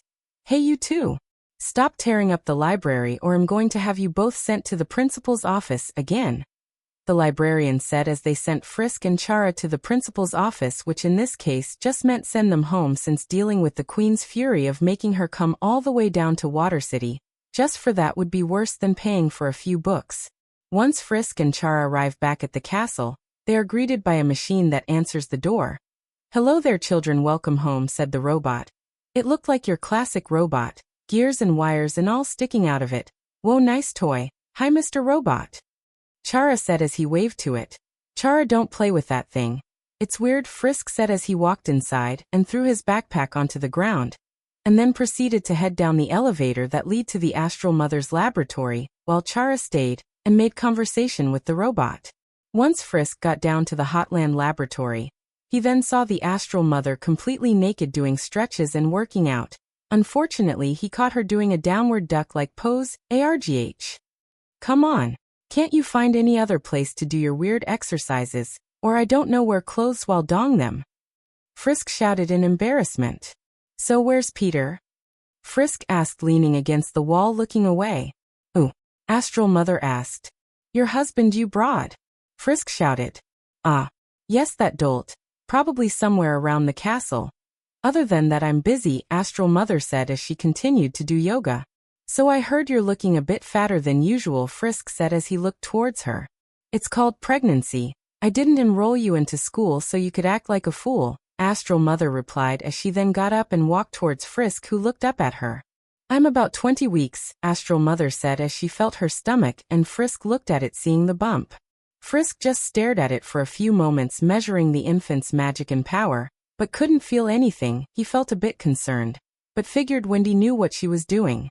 "Never took you for the parent type," Frisk said. "Well, as much as I would love to rule forever, it would be nice to have a good line of heirs who can take my place whenever I get bored of this gig," Astral Mother said as she went to the other side of the room where her clothes were laying. Suddenly another person passed by Frisk from the entrance, spooking him slightly. He looked up to see it was Peterson. "Oh, hello human, how are you?" Peterson asked with a cold and yet soft tone. "Frisk, and I'm fine," Frisk replied. "Frisk, right, and that's good," Peterson said as he looked over towards the Astral Mother. "Dear, are you ready? The doctor said yoga is good, but getting some sunlight is good as well. Shall we head to the surface for a time?" Peterson asked. "I remember what the damn doctor said. I don't need you questioning my intelligence. I'll be on my way. Meet me outside, will you?" Astral Mother said as Peterson walked back, exiting the room. "Your husband sure is a wimp," Frisk said as the Astral Mother started to exit the room. "You would be too if you were married to me," Astral Mother said with a devilish grin. "I'd kill you," Frisk remarked with a smile as the Astral Mother left. "Oh, and one more thing. Be sure to check the robot in the other corner of the room. It's for you and the gay 1-inch," Astral Mother yelled as she took the elevator back up to the castle. Frisk rolled his eyes as he walked over to the corner of the room and looked at this large pink feminine-looking robot. Frisk stared at it and looked around it. He then noticed that it had been given a lot of glory and flashy bits, no breasts those. "Guess even she has standards. Now what am I kidding, she probably forgot to add M," Frisk said as he then noticed the sticky note on the machine's face. He picked it up and began to read it. "Hello, this is for you and the gay one. This machine used to be the underground's flamboyant gay machine that sung and did all those weird tricks. Since I won't be around as much due to constant checkups and more, I've decided to give you both a bit of a mombot, so to speak. Her name is Aurora. I've given her all of the information I had on you too, and she will take care of you while I'm away. She helps with homework, neutering and punishments for little shits when the time comes. She also does well as a bodyguard. Hopefully she won't need to have any of those features used. Signed with restrained love," Wendy said the note. Frisk crushed it and then dropped it on the ground. "Whatever," Frisk said as he kept staring at it. She then began to feel around Aurora as he wasn't sure hot tea turned her on. "Where the hell is the on switch?" Frisk said as he then lifted up a lock of hair blocking Aurora's other eye, only to see it had a hand print on it, small enough for Frisk's hand. Frisk looked at his hand and then pressed it there. Suddenly Aurora's hands gently grabbed Frisk, scaring him half to death. "Thank you for waking me up, Frisk," Aurora said with a smile, freaking Frisk out. Later up in the castle, Chara was doing his homework. He was having a lot of trouble with math and algebra. Growling, "Goddammit. This is useless," Chara said as he threw his homework away, only a mechanical arm to extend from the darkness of the hallway. Chara got up and saw Aurora walking towards him with the loud clicking of her heels echoing through the large dining room. Frisk walked beside her. Whoa. Cool robot, where'd you get? Chara asked with curiosity. I didn't do shit. The Astral Scienti made it for us. Watch out, it's got a mouth though, Frisk said, only for Aurora to grab his cheek and pinch him incredibly hard. Oh wow. Okay. Frisk screamed as he began to cry. Aurora then let go. Chara laughed a little at the display of discipline. You won't do that again? Frisk said in a threatening voice. Only if I want to, Aurora said with a smirk. You want to test me, Robotits? Frisk said as he summoned his determination blade and pointed it at Aurora. It would seem she wasn't kidding when she said you have issues. But I do believe that you can have manners so long as you try, Aurora said, only for Frisk to try and stab her. But Aurora moved too quick and caught his hand before he could even begin the motion. How did you? Frisk shouted in shock as Chara looked on in amazement. My sensors alert me to when an attack is about to begin. Your form, as sloppy as it is still one of attack, so I noticed it and stopped it. Aurora replied with Frisk anger getting worse. Aurora looked at his face and noticed his anger. Her database then began to research on how to calm him down. I like your blade. What made you choose the katana? Aurora asked with a smile. Who? I don't know, it looks cool I guess, Frisk replied as his muscles and arms lost some tension. And he put his blade away. Frisk then looked to Chara, who was smiling at the thought of Aurora and Frisk getting along, but also smiling outside of his head. Hey Chara? You're doing that thing again where you smile all weird, Frisk said. Who? Oh sorry. It's just nice to have someone else to talk to for a change. Plus look how pretty she is. I wish I looked that good. Chara said as he began to look at every part of Aurora, but came to a complete standstill when he saw how big Aurora's rump was, with Frisk also staring. But Chara then covering his eyes. See anything you kids like? Aurora asked as she turned her head towards them, not moving. Yeah, big one, he. Frisk chuckled only for Chara to elbow him in the gut, causing him to wheeze. Why's your butt so big? Chara asked. I was made that way, plus it's a good way to get an audience's attention, Aurora chuckled. Yeah, but doesn't do sure. I mean, squat if no one can feel it, it must be a hologram or something, maybe even cushions, Frisk said. It is 100% real. The Astral Mother used a piece of her body to help with the fine-tuning and making feel more realistic. To put it into more PG-13 words, Aurora said with a blush. Can I touch it? Frisk asked, with Chara getting incredibly flustered at the request. Frisk, Chara said in a firm voice, making Frisk jump. Sure, just be gentle, Aurora asked. Frisk nodded and then immediately put his hands on Aurora's, but Aurora gave no reaction. Frisk then began to squeeze, feel and squish what he could get his hands on. He'd never put his hands on female like this. He was getting a bit flustered at the idea that he was actually touching someone's butt. It felt like a cookie dough, but with a softer texture and maybe even a bit of roughness to it. But other than that, Aurora's butt felt amazing. Whoa, this amazing. Chara, you gotta feel this. Frisk said with a wide smile. All right, enough touching. Aurora shouted as she removed Frisk's hands. Don't you two have some studying to do? Aurora asked. Nope, Frisk answered. Yeah, but I suck at math and algebra. My teacher says I'm gonna fail for sure, Chara said with a bit of a whimper. Frisk looked at him slightly. Don't worry, if your teacher is saying that, then they are not your teacher. How about this? I'll take you out of school for the next month, that way I can help you learn and get better than anyone else in your class. How's that sound? Aurora said, smiling. What? No fair. Frisk shouted, pissed and annoyed. No school. Awesome. Chara shouted in glee. Oh no you don't. You only get no school if you promise to let me help you learn math and algebra, deal? Aurora asked, extending her hand, to which Chara looked at it and thought for a moment. Better take it, Chara. Don't you want to be smart or whatever? Go for it, Frisk said, with Chara looking at Frisk. Thanks bro, yeah I'll do it. Let's get smarter. Chara said, shaking Aurora's hand. No Chara, let's become the smartest. Aurora said as her and Chara then sat at the table with Frisk training with his DT blade in the background. 2 months went by. Frisk, Chara and Aurora all became incredibly close. Even the Astral Mother was bit concerned with their bond, or perhaps jealous even. Either way, the three became very close. While Aurora helped Frisk train and hone in their battle skills as best she could, she would also help Chara in doing homework and other things she wanted Aurora to help him with. One day though, while the Astral Mother and Peterson were at the doctor's getting Astral's pregnancy checkup out of the way, Aurora helped get Chara all dressed up and nice while Frisk sat downstairs in the dining area and meditated, or tried to. He wasn't good at it, and was just on his phone sitting down. That's when Chara came down in a very fancy outfit with Aurora next to him. Frisk looked over with his face in complete shock at what he was seeing. "So, what do you think?" Chara said as he twirled around a bit. Me and Chara went shopping earlier, and we got him some of the cutest clothes imaginable. We did his makeup and everything, Aurora said as she fixed up Chara's hair. "You're kidding, right?" Frisk asked. No. I came down here so I could ask you how I look.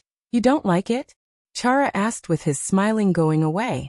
"And no, I think the outfit looks great. It's just I don't think it looks good on you, or any of this at all," Frisk said. Aurora looked at Frisk, and then to Chara, who was shaking a bit from holding back tears. "Chara?" Frisk said as he started making his way to him. "No. I get it. It was stupid to think that anyone would ever like me the way I am. I can't believe that I even thought for a moment you'd be okay with what I want to be," Chara said as they ran back upstairs, leaving Aurora and Frisk downstairs. "Chara, sweetheart. You look amazing. Come back," Aurora said before hearing a door slam upstairs with a loud bang. Aurora then turned her head to Frisk, who had gotten back on his phone, and back to where he was sitting. Aurora walked over to him with loud banging steps. "Put it down," Aurora asked. "Put what down?"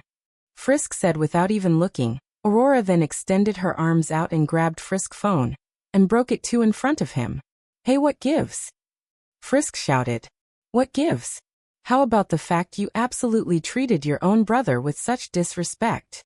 I understand it may not be comfortable for you to see your brother like that, but he thinks he looks beautiful like that, and the best we can do is to support him."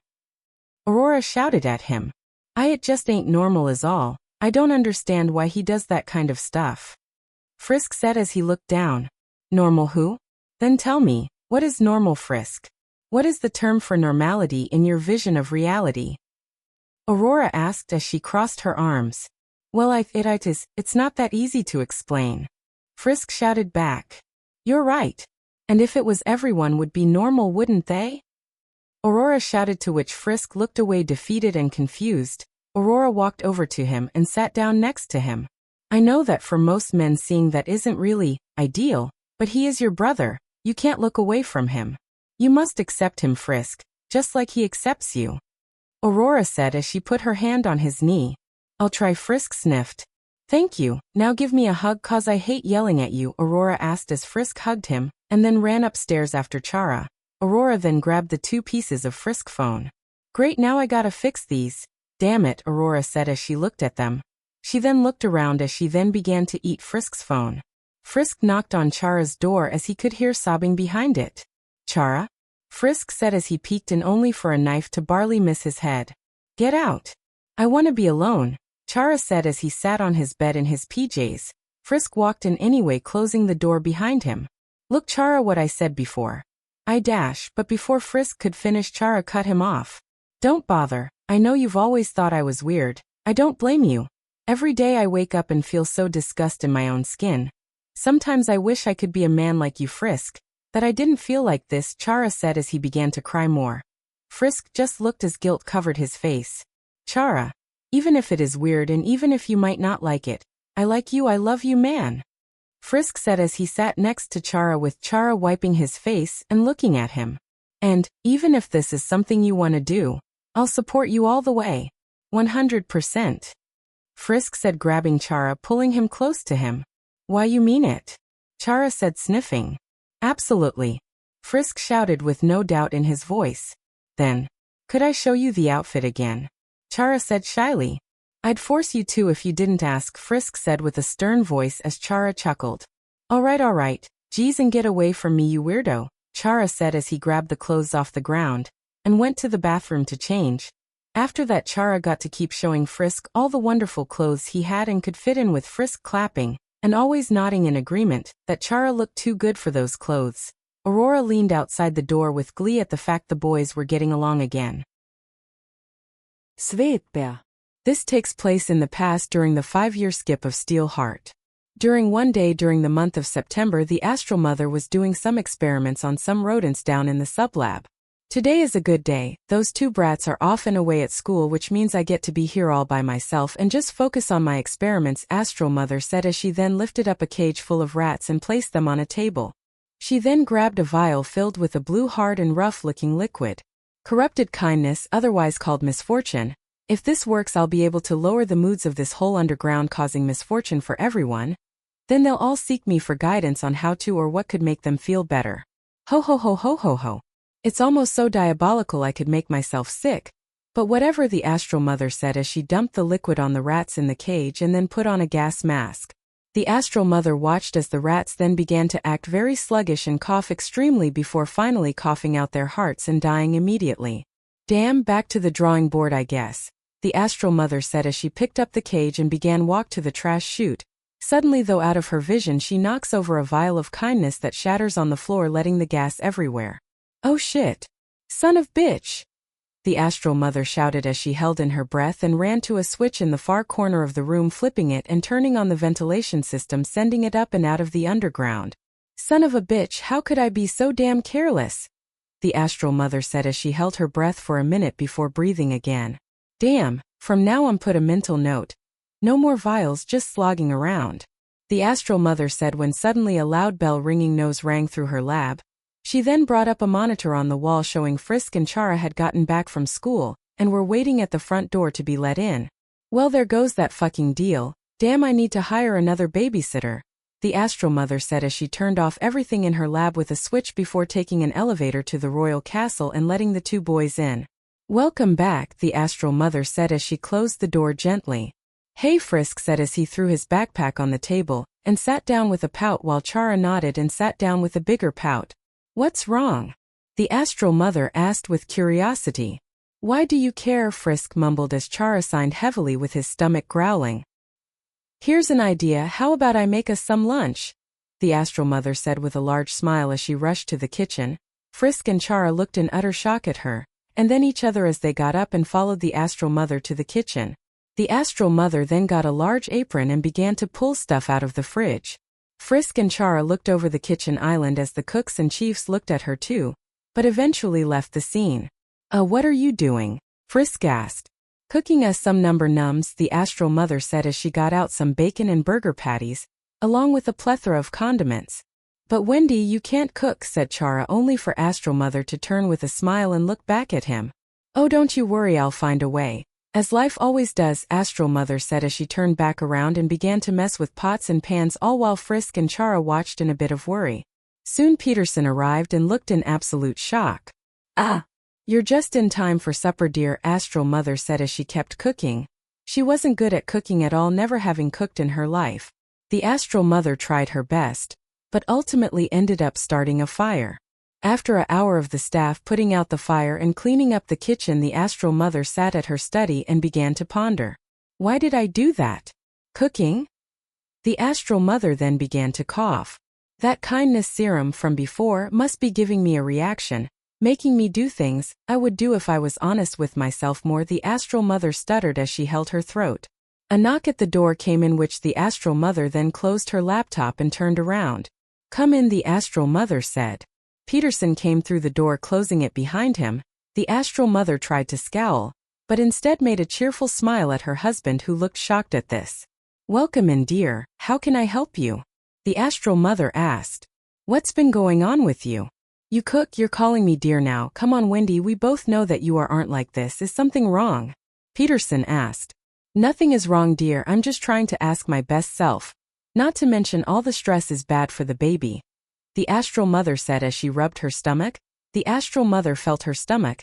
She could feel the child inside as the magic filled them. They could feel it inhale and exhale. Well, I do have some bad news you're probably not going to like to hear, Peterson said. After an hour-long trip to Water City High School, where Frisk had gotten in trouble once again, this time for assaulting a female monster for unknown reasons. Thank you, Mrs. Astral, for deciding to come to your SOA Child's meeting. We really appreciate it. It's not often we get you down here, said the principal as he fixed his glasses. Of course, it's no trouble at all. I just want to do right by this wonderful school and try to do my part if I can, the Astral Mother said as she smiled and looked down at Frisk, who was still in shock that Astral had shown up in the first place. About an hour after the meeting and getting home, the Astral Mother grounded Frisk and checked on Chara and made sure they were all right, and then finally stepping into her sub-laboratory. As she went inside, she began to lean against the wall weakly, even falling to her knees. Damn this cursed kindness trait. It's disturbing my aura of fear and terror.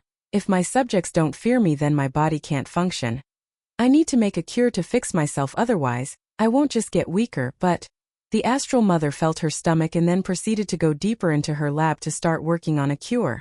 As she did, Peterson came downstairs into the sublab and watched her. So there is something wrong with you after all, Peterson said. Oh no, of course not. I don't know what I'm doing. I feel like my body is fighting against itself, honey. I need you to help me. I don't want to go back to being so heartless, so mean and so cruel. I want to truly love you, the Astral Mother said as she began to glitch out. What the hell is going on? Peterson said as he began to back up. Oh, it would appear that this kindness trait goes against my proper functions, the Astral Mother said as she fell to her knees. Don't worry, I'll help you too, Peterson shouted as he ran over to the Astral Mother, only for a large black tentacle to come from one of the test tubes in the room, blocking his path. You will do no such thing, Mr. Peterson, said the Roki as it burst out of the test tube and grew to a large height, almost dwarfing Peterson. Saving her means the damnation of us all. Instead, allow her to die. Allow her to fail and perhaps you will get some semblance of your life back, the Roki said as it looked back the Astral Mother as she struggled to stand. And now that isn't very nice, Roki. I gave you life, I gave you a new life, the Astral Mother said with a sweet smile. You son of a bitch, I'll murder you and Peterson for this, the Astral Mother thought to herself as her face couldn't and wasn't able to show any kind of emotion. Suddenly, the Astral Mother's stomach got hot as a oven as it began to burn, causing her great pain. Pepeta zonda medicine. I need the medicine, my stomach, he's awake again, please, the Astral Mother said as she began to cry from the pain. Oh shit, Peterson said as he tried to run, only for the Roki to pin him against the wall. No. Watch ASCDIS, said the Roki as it and Peterson looked over. And I know you don't understand ... But before Peterson could finish, the Roki covered his head with tentacles as it watched. The Astral Mother began to claw at the floor as her stomach got even hotter until her pink-like hair began to turn a hot and fiery red, which confused the Roki. But just then he looked over to see Frisk and Chara come downstairs looking pissed and confused. What the hell is going on? Frisk shouted as he got. Wait brother, look, Chara said as they pointed toward the entrance that goes deeper into the sub-laboratory, and saw more amalgamations coming from underneath the lab. Ah yes, come my brothers, let us kill this whole family of monsters, the Roki said, only for a pink knife to get thrown right into its face. It then lifted up Peterson, looking under him at the two humans. Now you all have two options. One, you can all go back to your designated areas and be good little science experiments, or the better option and my personal favorite, you can all continue to try and do what you're doing while I proceed to chop off the top of all your skulls, Frisk said with a smile as he unsheathed his DT blade while Chara summoned his pink twin knives. Kill these runts, the Roki shouted as all the amalgamations then began to full sprint towards the two. Frisk began to cut them down while Chara tried cutting his way through to the Astral Mother, who was still stirring in pain. Come on Wendy, get up. We need you, Chara shouted as he cut through two enemies, only for more to resurface. What's the matter, you pink CNT? Batteries low or something? Frisk said as he was then slammed into a wall by an amalgamation. Chara then jumped on the random amalgamation, slicing it in half. Suddenly, one of the Roki's tentacles slammed Chara into a desk filled with vials and chemicals. Don't be a fool, child. Don't you see that these beings around you now, they are people, monsters and even children she's experimented on, torn apart and deconstruct into the bare bones of what their existence is. You want to save her life? The women who's imprisoned you, the one who has oppressed his own species and even your own. Think about it. We can end this all, our IGHTNOW. The Roki said as it kept to hold Peterson suspended. Everyone looked at each other for a moment. You stupid fucking black piece of shit, Frisk said as he got up, struggling.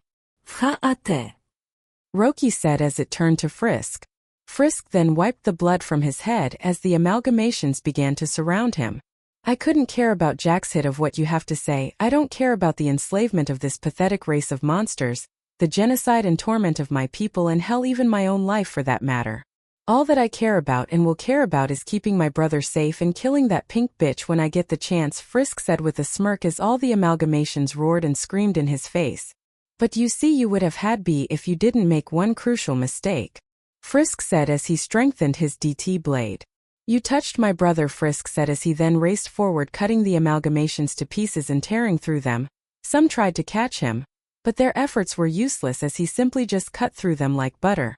Frisk then got to the Roki, and as the Roki tried to catch and kill him, Frisk just kept slicing through all of his attacks until he finally cut off the Roki's head, making it release Peterson, who then ran towards the Astral Mother, giving her a medicine that quickly began to bring her temperature down and calm her down.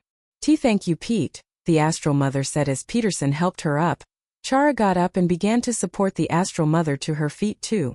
"Frisk, thank you," the Astral Mother said with a soft voice in which Frisk just scoffed. Suddenly, though, loads of code fragments and amalgamation parts began to mix and begin to bug out the sublaboratory. "Brother, we need to go now. This place isn't safe," Chara shouted. No. "You guys go. I'll hold off whatever it is that's coming next," Frisk shouted as he faced towards the danger. "Come, child, there is no time," the Astral Mother said as she began to make her way to the exit with Peterson and Chara, who looked back just for a second.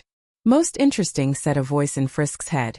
He shook it off and watched as the code pieces and amalgamation parts began to combine into this giant black blob of code and amalgamation parts. "Alpha-tail.exe loaded," said the giant blob of code and dripping parts. Frisk stared at it in complete horror. "What the hell is this?" Frisk said in utter fear and horror. "Arg, stop it!" Alpha-tail.exe shouted, mimicking Frisk's voice, as it then began to grow a black arm wielding a fake DT katon, which it began to swing at Frisk, who swung back at it. Alpha-tail.exe kept its assault up as it grew more arms with more DT katanas to wield and attack Frisk with. "Just what the hell are you?" Frisk said as he parried away an attack and sliced Alpha-tail.exe, only for it to try to absorb him in the attack. Luckily, Frisk was able to escape, but felt like he lost a bit of himself. Frisk then began to run away. Running through the facility, Alpha-tail.exe began to grow 4 large spider-like legs as it began to run after Frisk, crawling all around the walls and ceiling, phasing through doors and other objects that was in its way. "You dare defy me?" King Multiverse Alphatail Wiki Fandom, Alpha-tail.exe said in a weird and glitchy voice as it followed after Frisk. Frisk then looked behind him only to see the entity gone, and as he turned his head back, saw Alpha-tail.exe come melting out of the ground in front of him, causing him to stop in place. Alpha-tail.exe then began to start playing a odd glitchy soundtrack. It then attacked Frisk with chains coming out of portals. Frisk dodged and swung through the chains, avoiding anything that could damage or hurt him. Frisk then got his blade and sliced off one of the entity's arms, causing it to destabilize. Alpha-tail.exe then began to glitch out intensely, causing it to clip into walls and even Frisk a little as it sporadically began to scream garbled up words and more. / / dash dot / dash o dash slash dash /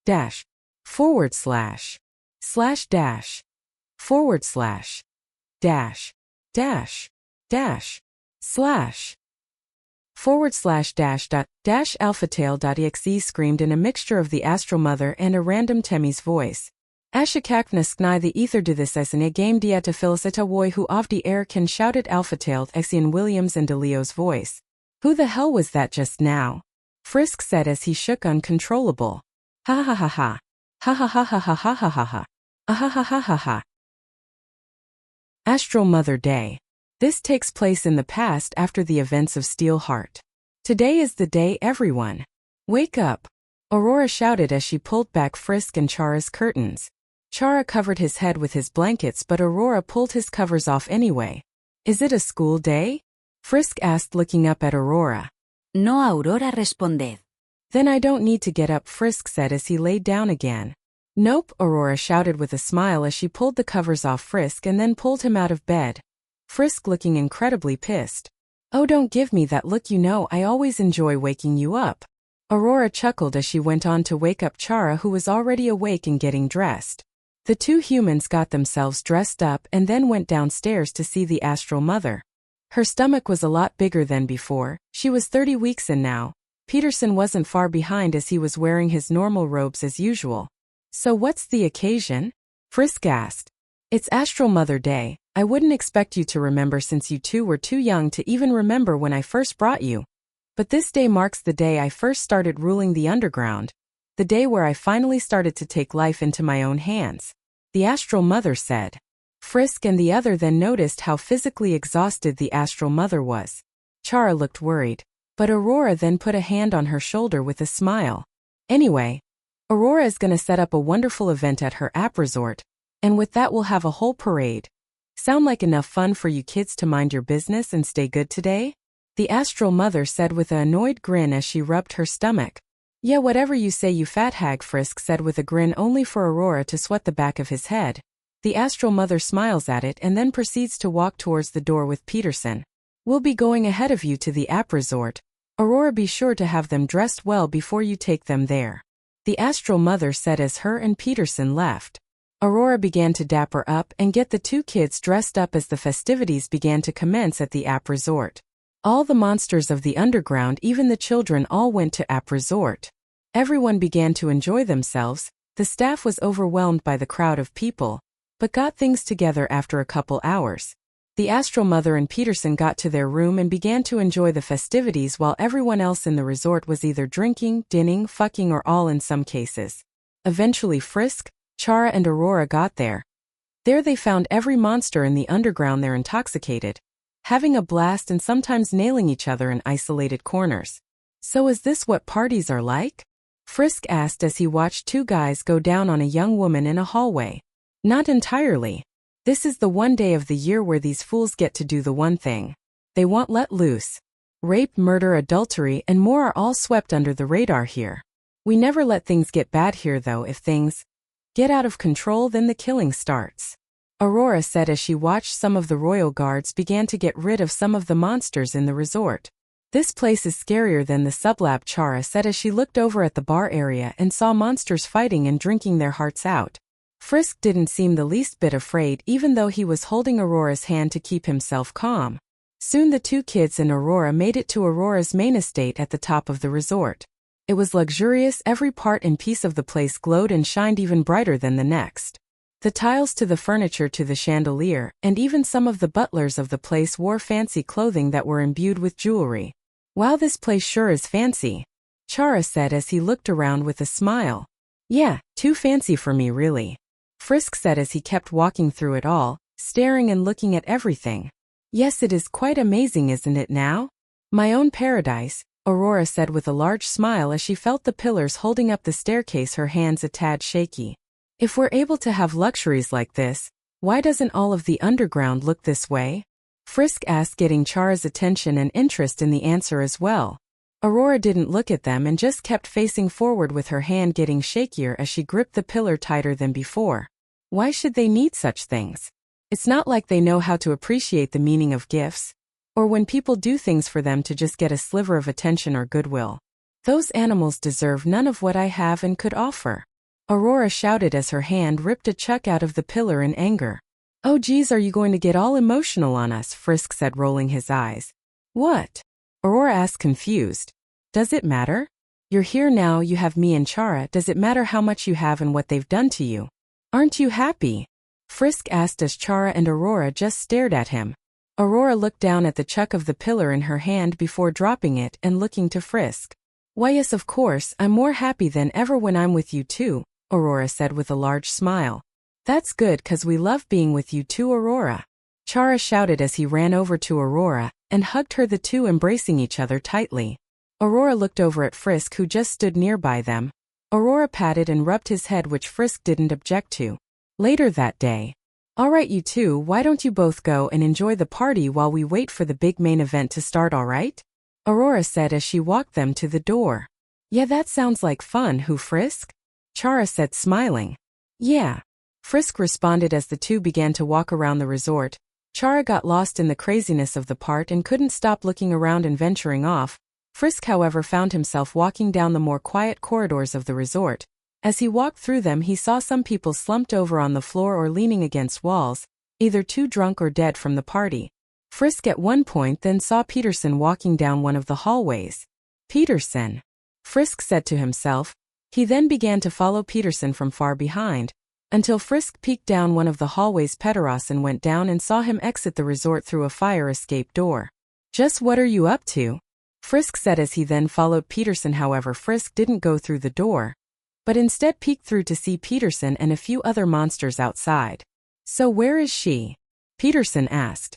"Don't worry about where the boss, you should be more concerned with your own life, Mr. King Guy," said one of the more beefy monsters as they tried to intimidate Peterson, who didn't seem a little fazed.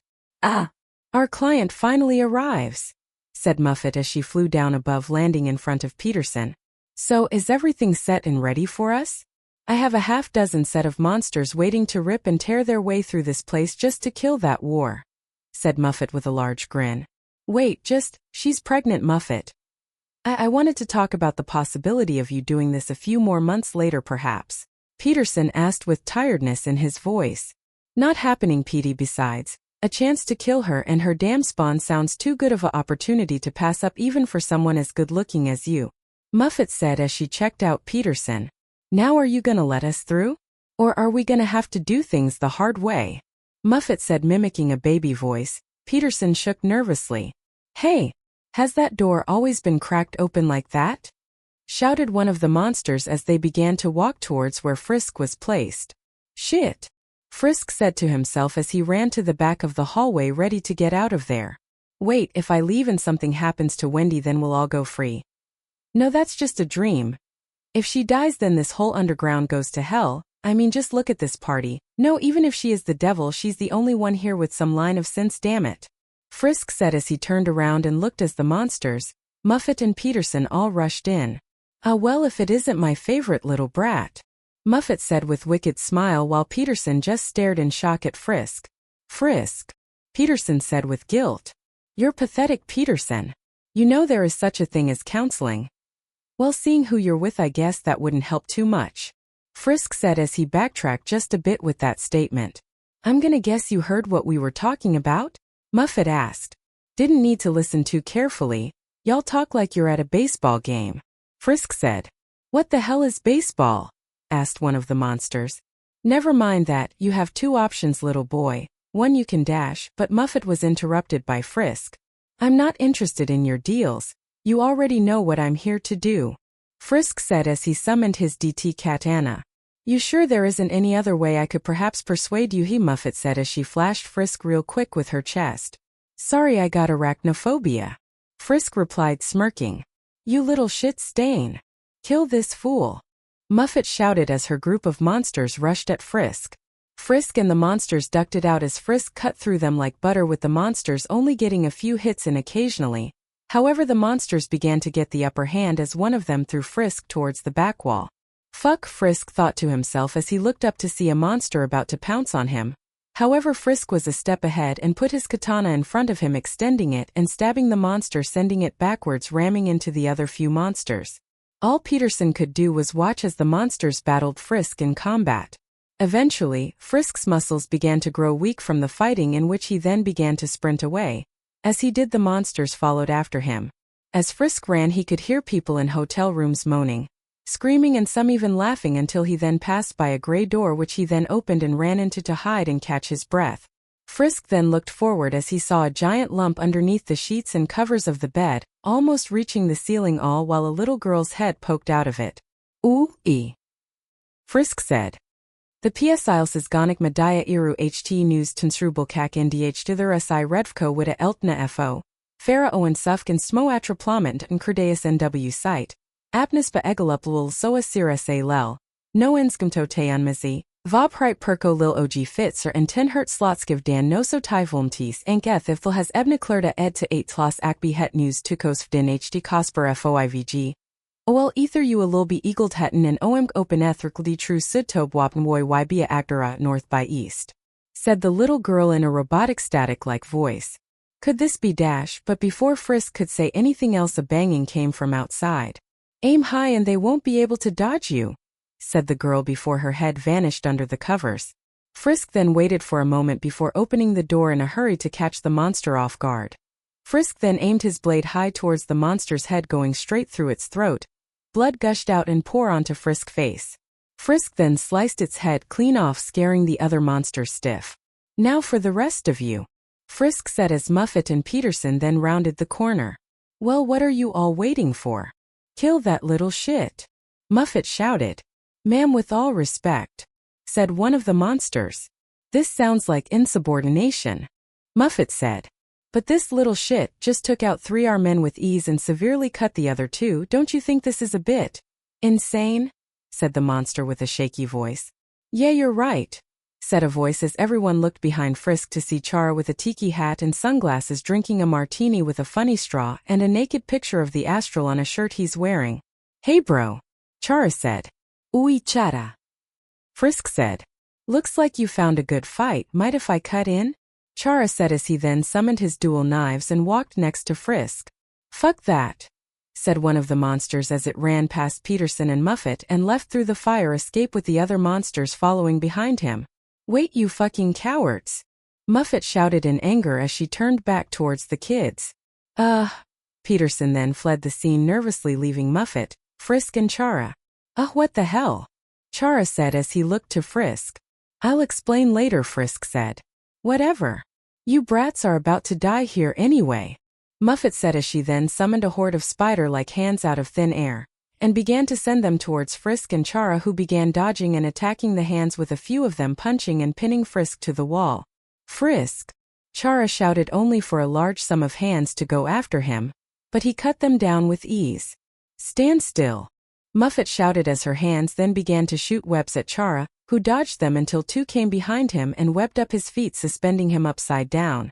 They both then commenced to slam him against the ground. Once I finish with you lot, then it's time for that pink bitch to suffer, Muffet shouted only for her head to suddenly get smashing into a wall by a strong force, knocking her out cold, her floating hands falling to the ground limp. You two all right? Aurora asked as she ran over to them, concerned. Why yeah, was that you, Aurora? Chara asked. If so, thanks a shit ton. She had us there for a second, Frisk said as he put his arm back in its joint. Yeah, it was, but I don't often use that speed, seeing how it tends to tear my gears and body up pretty bad, Aurora said with a shaky voice as she got up and wiped down the kids. So, Aurora said as she looked back at the messy hallway. What exactly did you all do? Aurora asked as she walked with them. Well, honestly, it's pretty crazy.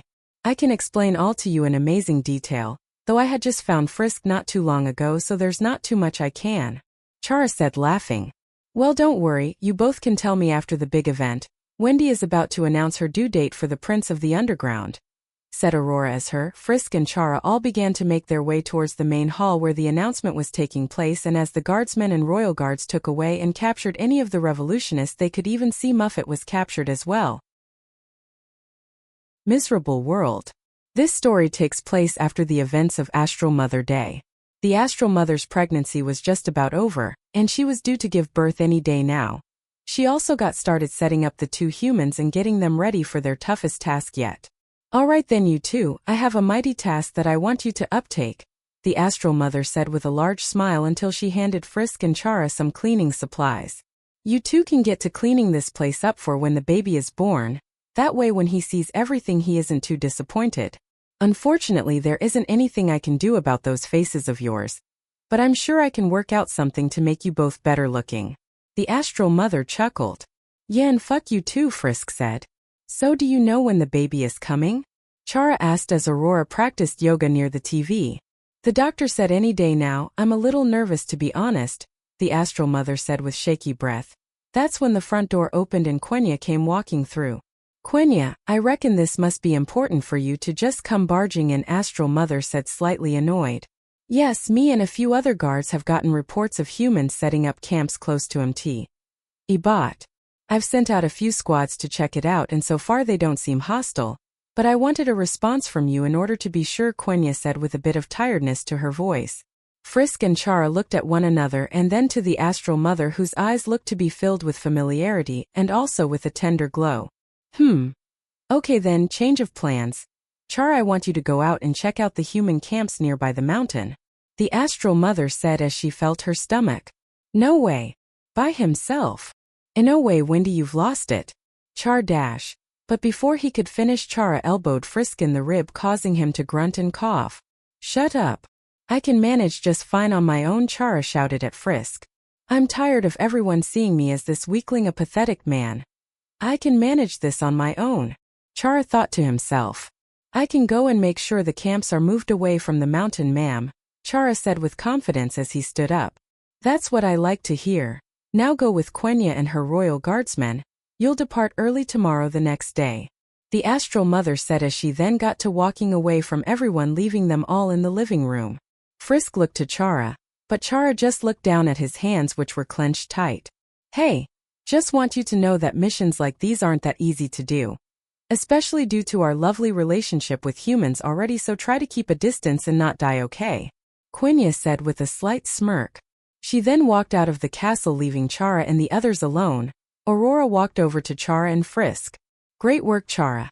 Now you finally will get a chance to prove you're something more than just eye candy to all these gorgeous monsters out there, Aurora said with a wide grin, only to see Frisk staring daggers at her. Chara, you have to reconsider. This is dangerous. Frisk said, only to be elbowed in the chest again. Enough with this doubting me. I'm the eldest of the two of us and I don't need you protecting me. I never asked for you to protect me, Chara shouted. Frisk looked at Chara. This was new, this rage, anger. Or perhaps he just hadn't noticed. Was it his fault? Was he being too protective? Frisk looked down as he then walked away. Aurora watched with a saddened expression as Frisk went to his room, and Chara looked in annoyance before looking away. That was a bit cruel, don't you think, Chara? Aurora said, concerned. He deserves it, always feeling like he needs to look out for me. I can prove to him that I'm just fine on my goddamn own, Chara said as he started walking away after Quenya. Aurora looked in concern before she headed down to the laboratory using the elevator from the castle. Once she got there, she saw the Astral Mother working on yet another robotic droid. Madam Astral, if I may, since Frisk is going to be staying here, I would appreciate it if you allowed for me to take him under my wing, Aurora said as she took a knee to the Astral Mother, who opened a drawer filled with flask filled with prosthetic eyes. You and those children have been getting rather close, and since I'll soon be taking care of my own spawn, I suppose it wouldn't be so bad as to let you have Frisk for now.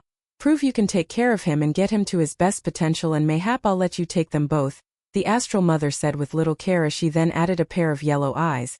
She then moved a dial on the droid's head, turning its hair color from green, blue, brown and then finally to yellow. What are you working on, if I may ask? Aurora asked. It's the next cyborg I plan to make. Since Chara and Quenya are to go and rid of those human camps, I need another humanoid to assist me, and to make sure Frisk keep on improving in their skill set, the Astral Mother said as she then grabbed a vial filled with some concentrated nuclear elements into the machine. Nuclear elements? Madam, your pregnancy. You're putting it at risk, Aurora said with mass concern. The Astral Mother then turned her face, a look of annoyance and slight anger as she stared at Aurora, who also looked back at her with shock and fear. Pain, Astral Mother said, and with that Aurora's body and hardware began to electrocute and fry Aurora, causing her to squeal and scream in pain as she sprawled on the floor. Arg! Please, mistress, please. I only want what is boy. Aurora continued to scream as her head began to smoke. I want you to understand something. Just because I like the way you get those kids off my back, or how you listen to me better than everyone else, doesn't mean I require your inputs on how I live and take of mine or others' lives, Astral Mother said as she then got up and walked out. Another time Aurora enjoyed the chat. Electric as always, he? The Astral Mother chuckled as she left through the elevator. For hours later, as Frisk laid in his bed, he thought on Chara's words from before. Although harsh, they were not untrue. He was always there, behind Chara and besides him. Frisk always fought for Chara, lied and even stole at times. Back at their home in Shinkaku, it was never a paradise, but it was still home regardless, of course. The days though were simpler, and yet even back then the hostility was there. Maybe I should. But Frisk couldn't finish his words. Instead he ventured back downstairs. As he did, he then saw Peterson standing and looking down as he floated in the living room. Frisk never did understand the Astral Mother's affection for him. He wasn't brave or even that well brought together, and yet somehow Frisk did find some solace in being around him at times. What are you doing, Peterson? Frisk asked as he walked next to him. Peterson simply looked down at Frisk and then looked away. It was late, the night sky and cold air flowing from the outside and into the underground so seamlessly. Frisk looked up Peterson as he just saw he was staring continuously off into nowhere. Frisk then walked past him and towards the elevator down to the laboratory where he then upon exit saw Quenya with the unconscious Aurora. "Hey, you good? You bucket of bolts," Quenya said, lifting Aurora up by her arm. "Get away from her." Frisk shouted in anger as he summoned his blade. Quenya looked back now noticing the human. "Frisk, listen, calm down. I didn't hurt Aurora, I'd have no reason to do so," Quenya said as she put her hands up. "See? I mean no harm," Quenya said. "Sure you do," Frisk said as he then charged forward attempting to stab Quenya only for her to move out of the way with ease and then kick Frisk into a filing cabinet. "That's strike one. I got two more that will teach you good if you don't cool it, kid," Quenya said. Frisk got up pissed. But then when he realized that his arm had been dislocated from the one kick from Quenya. "Alright, fine, well what did happen?" Frisk asked. "That's what I was trying to say before, I don't know. But she's not dead from what I see. She seems to just be out for now," Quenya said as she then walked over and picked up Aurora. "Come on, let's go," Quenya said as she began walking to the elevator. "No, the table, she can charge better down here," Frisk said as her and Quenya and set her on the table and got a few cords to plug into her reactor which was placed in her stomachy. "Hey, I just remembered. But shouldn't you and Chara be going out to stop those human camps?" Frisk said. "Chara is no doubt already up at the barrier with the other guardsmen. I came here in hopes perhaps maybe Aurora would be up to help us. Her speed could be a nice edge that we need," Quenya said as she watched as Aurora started charging. "Well, let's hope she pulls through whatever happened to her," Frisk said. "Yeah," Quenya replied only to then get a ringing on her phone. She then picked up putting it on speaker. "Hello, Quenya here," Quenya said while Frisk watched Aurora. "Hey. Yeah, it's me, Peterson. It's Wendy, she had a miscarriage," Peterson said in a raspy and desperate voice. Quenya dropped the phone in shock with Frisk's face also being one of shock as well. We have to go," Quenya said as she then ran to the elevator with Frisk following her. The two ran outside the castle. Quenya using her quick thinking picked Frisk up onto her shoulder and then began to jump to Water City. She jumped onto the Hotland sign and then over a big chunk of waterfall before entering the city. Quenya moved way faster than Frisk. The hospital was loud and insanely active as Frisk could only assume the worst. Once he entered the hospital, all Frisk could hear was the sound, people running around and loads of panicking. He tried to find Quenya in the chaos but no luck. "This place is going nuts. Well then again, if I had the Astral Mother in my building I guess I'd freak too," Frisk said as he then got to running towards the main desk. "Hey, where's the Astral Mother being kept?" Frisk asked the concision lady. "Sorry kid, no one's allowed in or out of this place until we can help her." "Somehow," she said. "It was miscarriage, right? Then you'd best get out of here in hopes of helping yourself," Frisk said as he backed up looking for an elevator. "Just have to follow the noise," Frisk mumbled as he then got to running up the stairs. "Hey kid, wait." "Damn," the concision lady said. Frisk got to running up the stairs where the noise, panicking and screaming got even worse the higher he went. He saw doctors running past and around him as he kept making his way closer to the chaos. "The sedatives are wearing off," shouted one nurse. "She's gonna wake up. We need to do something," shouted another. "Hurry up and move out of my way, I need to get in there," Quenya shouted. Frisk then stopped at the 4th floor as he then moved towards where he heard Quenya's voice was coming from. "No, Kenya." "You can't," shouted Peterson as Frisk then heard Peterson's voice. He kept moving until Frisk rounded a corner to see Peterson stopping Quenya from entering the hospital room as nurses and doctors all jammed inside or tried to. "Let go of me, Peterson," Quenya shouted. "No," Peterson shouted. "I said let me go before I do something we both regret," Quenya shouted as she then grabbed onto Peterson's cloak. "How can you stay out here when your wife is in there losing your baby?" Quenya screamed, getting a few people's attention. Peterson looked down only to then see Frisk. Quenya noticed as well before scoffing and throwing Peterson to the side.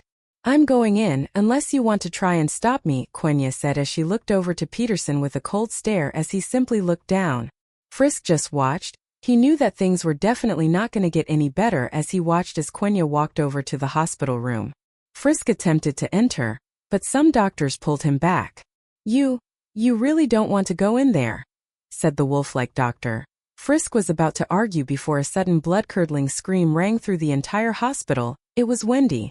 Quenya and other doctors and nurses rushed in as all Frisk could hear was the screams of the Astral Mother. "New! This isn't happening. Put him back. Put him back, screamed the Astral Mother from inside the room. Doctors left with tools and bloody surgical gloves as nurses went in with towels and some. Frisk looked over to Peterson, who was sitting on the floor shaking and talking to himself nervously. Not my fault, not my fault, not my fault, not my fault, not my fault, not my fault, not my fault, not my fault, not my fault, not my fault, not my fault, Peterson kept saying over and over and over again as the Astral Mother continued to scream in the other room. The doctor continued to hold Frisk as the screams continued for the rest of the day. Checkup. So what do I do now? Chara asked. Take this, Astral said as she handed her a gummy bear to which he then ate. All right, now that you're cured of cancer dash. But Astral was interrupted by Chara. Wait, you cured cancer? Chara asked. Yeah, why? Astral asked. Why haven't you released that out to the public? Chara shouted. Cause, Astral said, shrugging her shoulders as she then began flipping through her papers. Why does that sum you up so well? Chara said. Anyway, you will however go blind in the next 20 to 30 years. Not a joke, by the way, Astral said. Can you cure that? Chara asked. I'm a scientist, not a miracle worker, Astral said. Back with William and Frisk. And then you can unlock a fourth day altogether. William said. Man, Majora's Mask is a gem, Frisk said. Not as good as Smash Melee though, William. And you lost me, Frisk said. Oh, whatever, William said when suddenly Chara and Astral came from the laboratory, to which Frisk and William stood up in suspense. Congratulations, boys, he's still gay, says. How happy I am, Astral said as she then walked to her desk with Chara hugging Frisk, then William. Thanks, Wendy, Frisk said. Yeah, well, you can forget about coming here again, 'cause I'll be sleeping. And naked and probably with Aries, Astral said. And we're leaving, Chara said as they all left. Now where is that ramen from earlier, Astral asked herself. The strongest mother. Every other week the Astral Mother makes it her job to clear out any humans littering on the mountain. Usually when this clearing happens, Astral would sound off a horn to let people know she's clearing the mountain. However, today she wasn't in a particularly good mood, so the horn wasn't sounded. Astral would send Quenya, Chara, and Frisk out to go and take care of them, as there were reports of a few humans camping on the mountain.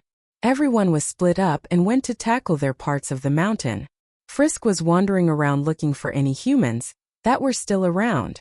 That's when he began to hear a loud clapping sound. His eyes darted around before catching a glimpse of some trees with bushes around them. He'd walk over there and see a man and woman having sex against a large rock. TCH, seriously? Having sex out here? An anal too. She's not even moaning, probably has a small dick or some shit.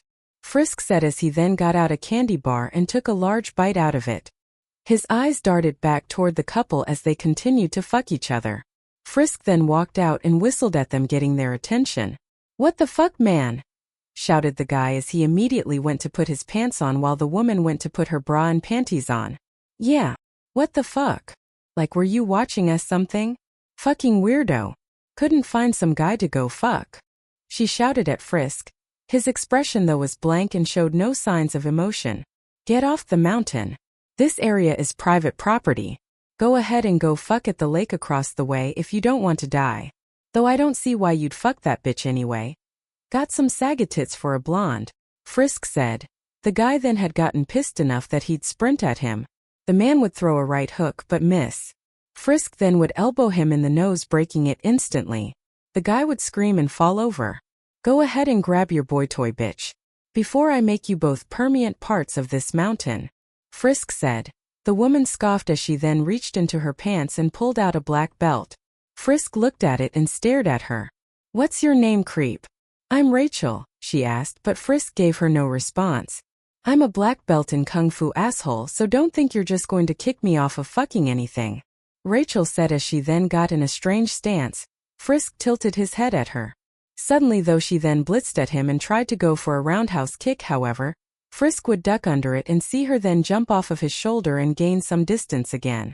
Frisk was thinking about summoning his DT blade, however, he hesitated to do so. Yeah. Go and fuck him up, babe, said the man as he held his nose trying to stop the blood. Frisk continued to dodge the flurry of kicks. She then went for a grab on him, however Frisk would free himself and pushed her away. Okay, as amusing as this is, I'm getting sleepy, he said as he looked at Rachel running around him. She then went for a sweeping kick. Frisk though would jump up and throw a kick at Rachel's jaw, sending her flying to a nearby tree. Frisk then sprinted at her and began to throw punches at her. At first she started blocking and deflecting them. However, Frisk's flurry of fists became too quick, and began to sucker punch her in the face, headshot, jaw, neck, face, neck, and headshot. Frisk was throwing loud and hard punches, so hard they made loud pops in the air. The man was horrified at the scene he was watching. I can't believe you're hitting a Jardesh. However, before Rachel could finish her sentence, Frisk then jumped back and lunged forward at Mach speed, kicking her in the face so hard it went straight into the tree. Frisk then grabbed Rachel's leg tightly. Now sit down. Frisk then pulled her out and swung her around with one arm. And shut up, he shouted as he slammed Rachel into the ground so hard her face went straight into the dirt, broke through the root of a tree, and her head was so deep into the ground that only her back neck was visible. Frisk's eyes turned to the man. What's your name, stud? Frisk asked. The man was petrified. Hey, tiny dick, Frisk shouted. Huh. Oh, George, said the man. Frisk looked at Rachel and he saw that she was still breathing.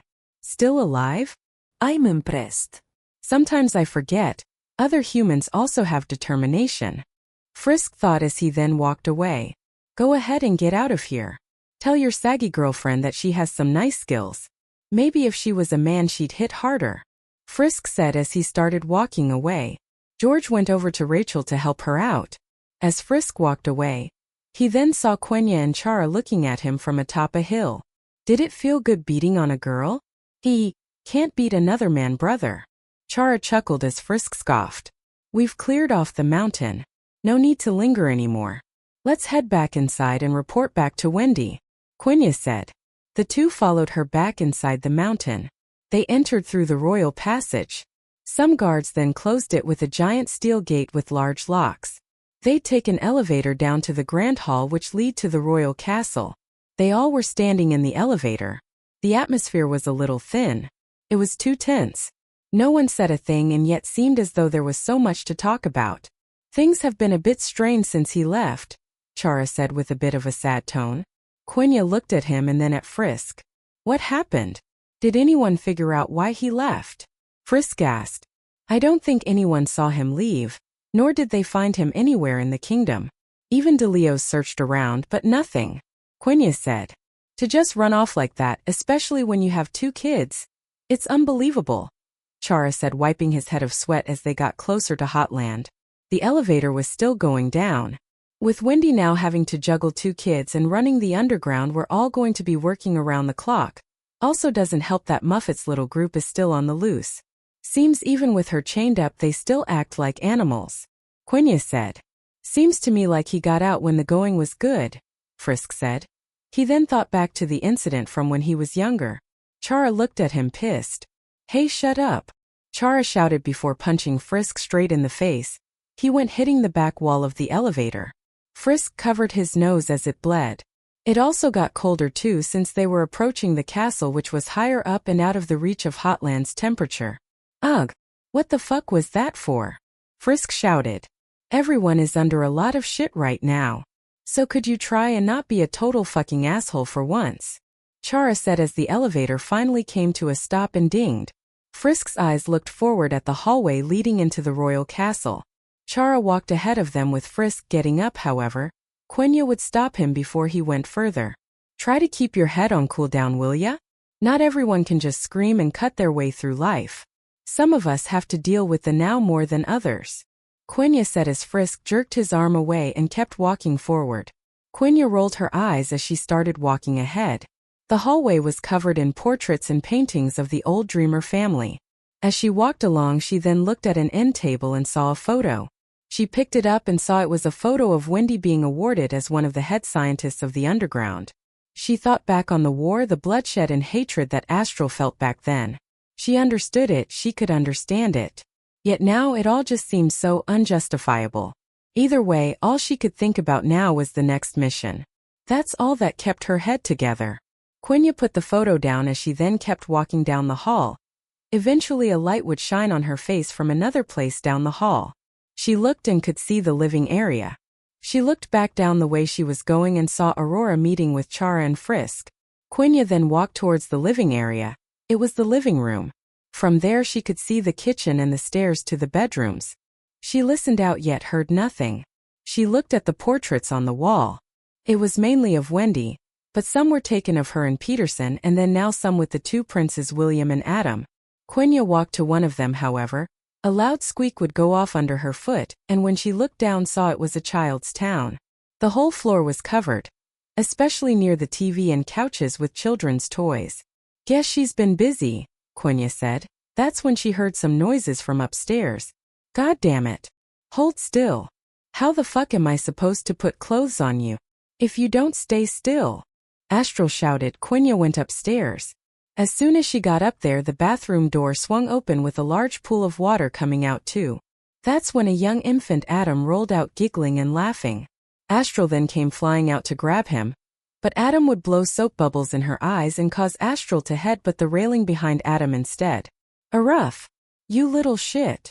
Astral grunted as Adam then began to get up and run away.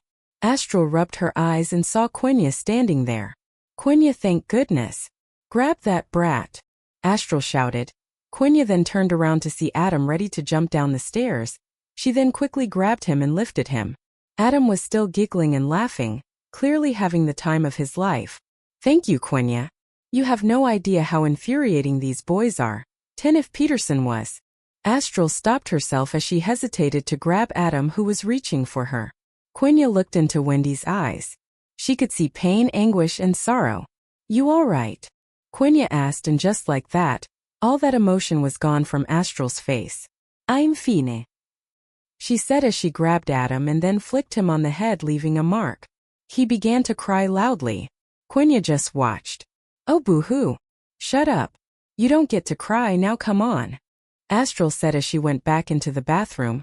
Quenya followed her and then would see the eldest son, William. He was sitting in the tub with building blocks. "What's he doing with those?" "Not really bath toys," Quenya said. Astral wiped the sweat off her head as she then just threw Adam back into the tub. The boy landed upside down however. His brother would use some magic and put him right side up, though the effort drained him extremely. He likes them. He is quite brilliant for a 4-year-old. He already can kindly talk, but he doesn't need to speak to be a genius. Quenya knows what timetables are, and can even solve basic multiplication problems. He's my son. Hell, he even can respond to me. "Watch this," Astral said as she then stood tall and looked at William.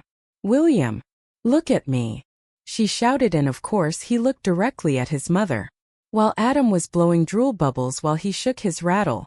"See that? Impressive, huh? Not like his brother, of course. Adam is remarkably more powerful than his brother. Hell, I'd estimate that he will always be immensely stronger than him as the years go by. Too bad his brain power is lacking. He's about as normal of a baby as I could fucking get," she said. "Powerful? He's only like what? 3, Quenya said. "Yes, but you know something? He has remarkable strength, though he can't control it. He once bit a plate in half by accident. I ran a test on him and he has a bite force of around 487.5. That's half that of a grizzly bear," Astral said as she looked at both of them. A doorbell would go off as the two were talking. "That must be DeLeo's. Go and check on him while I deal with these two," Astral said. Quenya then walked out and jumped over the railing of the upstairs and landed on the floor of the living room. Quenya would reach the front door where she would find Aurora, Frisk, with bandages on his nose. Apparently it got broken. And Chara too. All of them were at the door. "Oh, good to see you, Quenya. How was the clearing of the mountain?" Aurora said as she hugged Quenya. "It was another mission. Concerts planned?" Quenya asked as she opened the front doors. "No, nothing. We're just fixing up the place right now. Feel free to stop by sometime, though not around 11. That's when I and DeLeo's have our dash." "All right. Too much information," Frisk shouted as Aurora giggled. Quenya opened the door to see DeLeo standing tall ahead of them. He also was holding in his left arm a member of Muffet's group. "Delivery," DeLeo said as he then ragged the extremist inside. Aurora closed the door behind them as she turned and looked at him. Quenya walked next to him with everyone else. "Let me go. Ascari would never have let the state of monster kind get this far." shouted the extremist. How did the clearing go? DeLeos asked.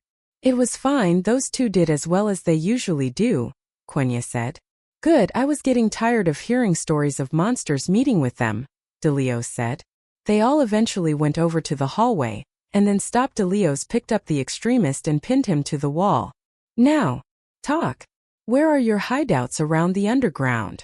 If there are any even here, DeLeos shouted. The extremist then tried to spit on DeLeos, but their spit got caught by Aurora before it even got out of his mouth. She then stared at the man menacingly and then wiped his spit on his face. DeLeos looked at her and then back to the monster.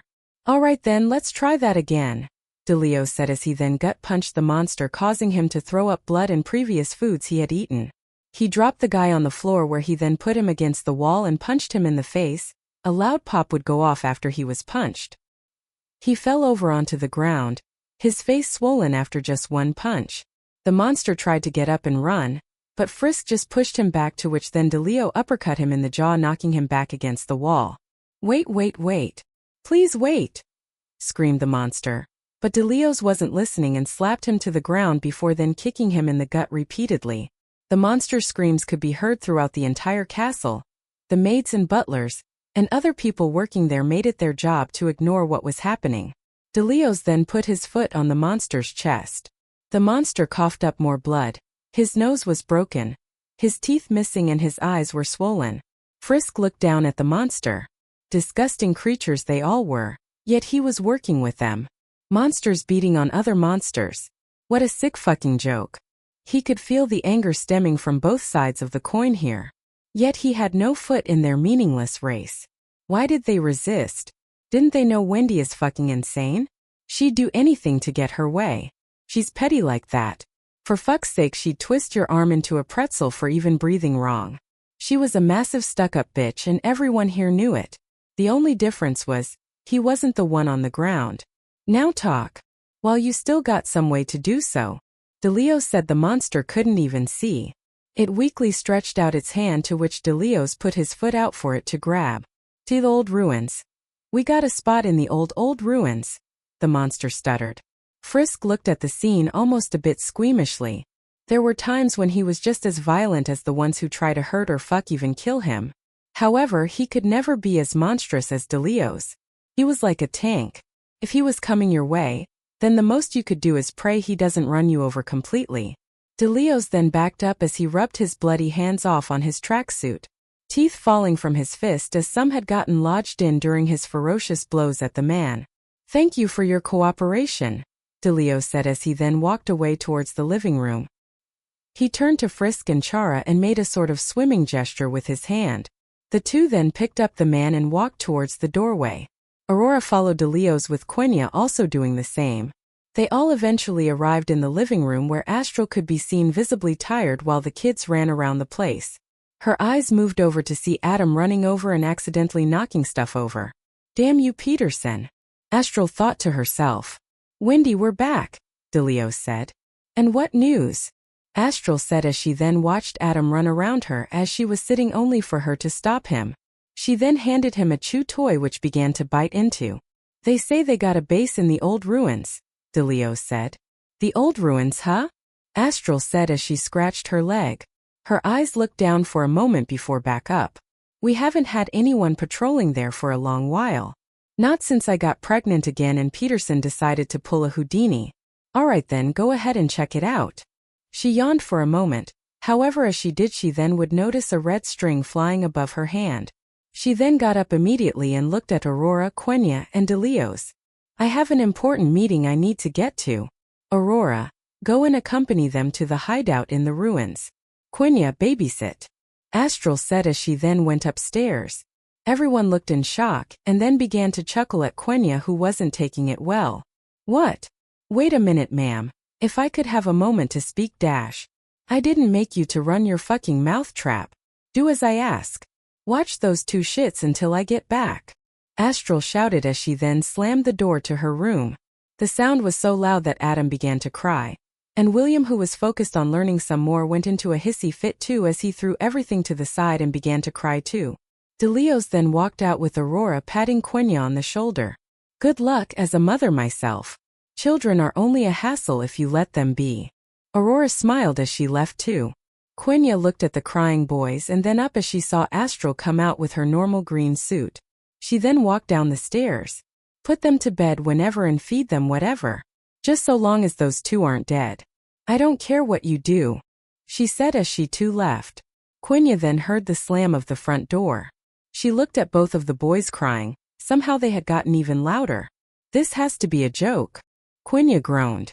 Quenya turned her head towards the two toddlers as they continued to cry and whine. She then tried looking around and saw the kitchen. She ran over and looked through the cabinets. She delved through them for any sort of snacks. She then saw chocolate chip cookies. Her eyes then looked to the toddlers screaming their heads off. She ran over to them and picked them both up. Alright, that's enough from you two. Here, take these. Quenya shouted as she then grabbed a cookie and gave to each of them. Both the boys stopped crying for a moment and ate them. Quenya watched them both devour the cookies and even lick their lips. They both looked at each other and then to Quenya. Be quiet. You'll get more if you be quiet, Quenya said with a tired tone. Quenya lay down on the couch as she watched the boys behave themselves after being given a treat. It'd be hours as Quenya continued to take care of the children. She'd come when they whined and feed them when needed. In one of the instances, she was trying to put the boys to bed after the day began to conclude.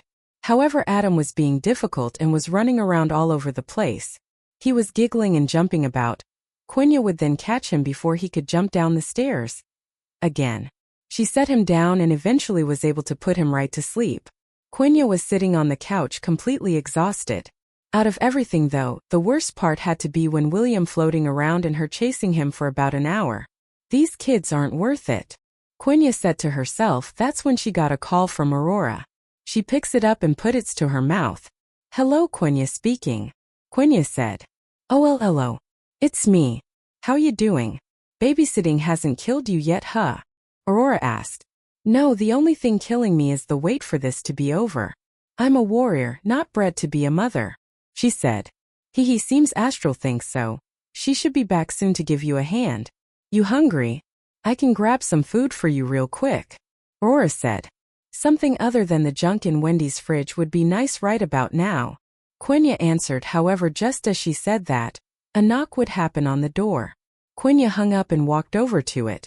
She looked through the peephole and saw Aurora standing there with Japanese takeout. Quenya opened the door for her. Geez, you got it that fast? I literally just told you what I wanted, Quenya said as Aurora walked inside and put the food on the counter. Oh, no worries, the time it took for you to finish that sentence was long enough for me to run to Japan and back to grab some food. Egg roll, Aurora said, passing her a bag of food. Quenya shrugged, closed the door and sat down to eat. Your speed impresses me every time, you know. Ick, how you even managed to do such a thing, Quenya said as she began to down her noodles and rice balls. Well, it's pretty easy. All I have to do is move faster than a minute, which is usually the rate most humans take to complete a response and or sentence. Saya, Aurora said as she lifted up a sushi roll towards Quenya. Quenya stared at it for a moment and then looked at Aurora. What? Don't tell me you care about cannibalism all of a sudden, Aurora said. Quenya didn't say anything and just grabbed the sushi roll and ate it. So tell me something, if you can move so fast you must be able to do just about anything. Since speed can make you do crazy stuff. I once watched in an anime that someone could go back in time with it, Quenya said while eating. Aurora scoffed though. TCH, going back in time with speed is nothing, defying physics and common universal laws is child's play. You want to do something cool with speed, why not try causing someone to have an orgasm before they even knew they had one? Aurora said with a smirk. Quenya didn't have an answer for that. Seems like a stupid way to use your powers. Wouldn't it be better if you just, I don't know, could reverse the effects of someone's disease or make someone lose a fight before they could see a fist coming? Quenya said as she grabbed her drink and began to drink it. Aurora took another bite of her food before talking. The only thing speed is good for is breaking records on how quickly you can give a man a handjob. Unfortunately, though, I wouldn't recommend it. Aurora chuckled.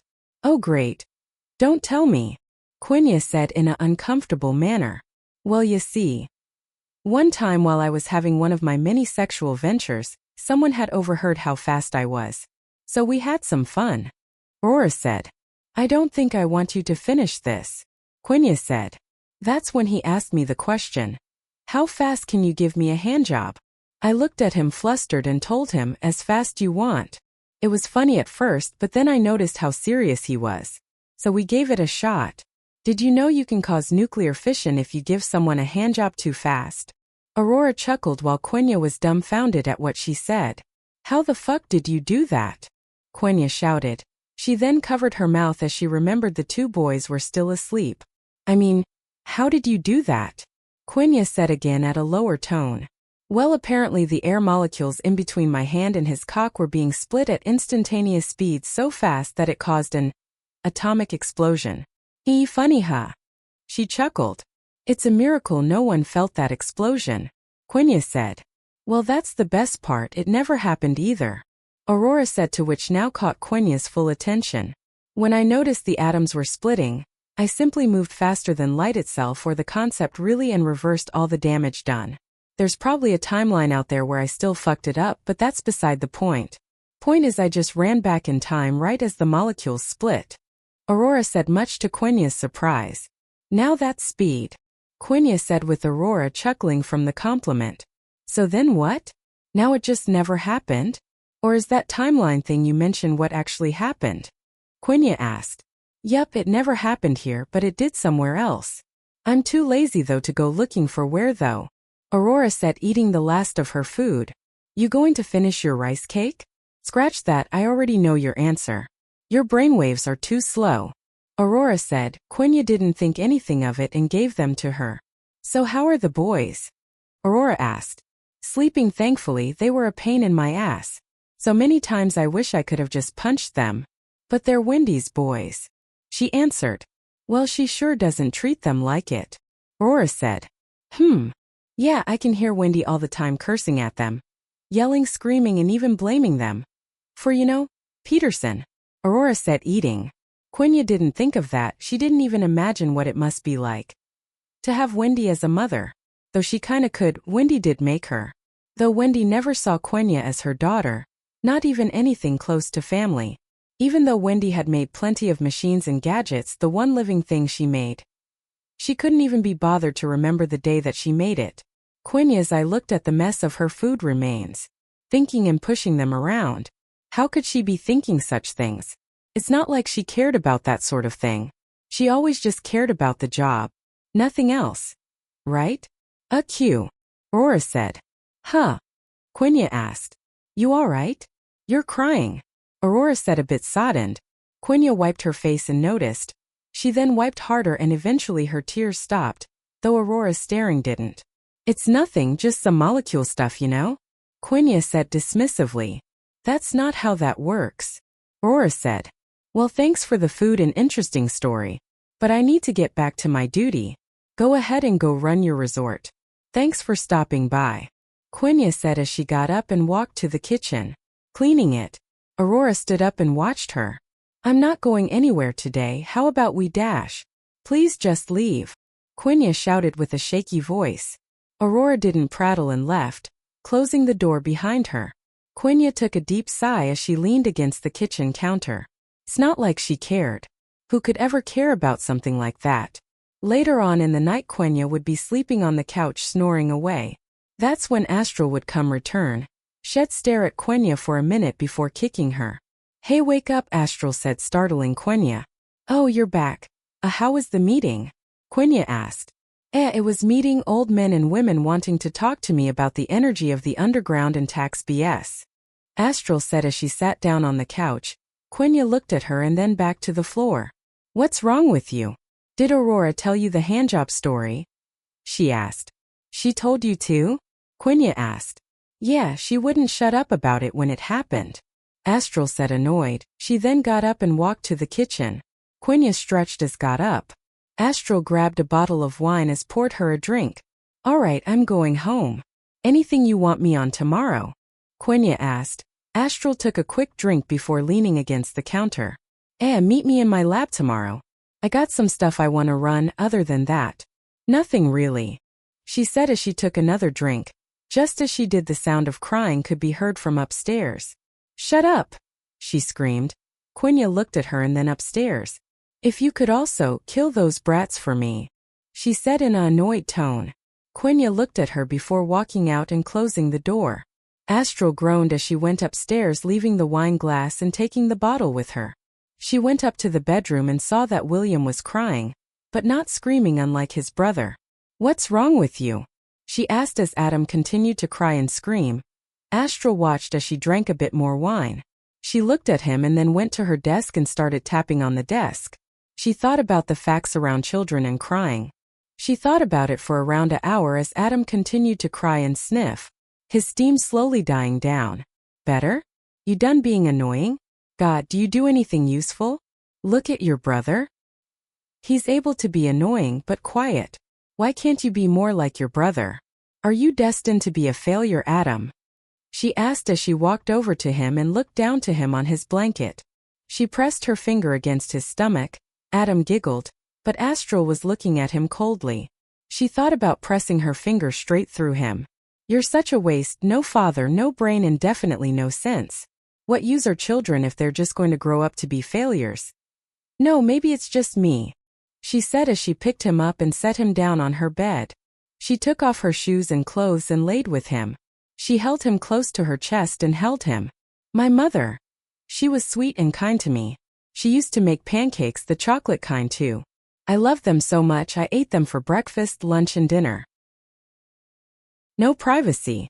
One day a young William and Adam would wake up from a bad dream and run to their parents' room to ask to sleep with her. However, their parents were less than asleep. "Oh yeah.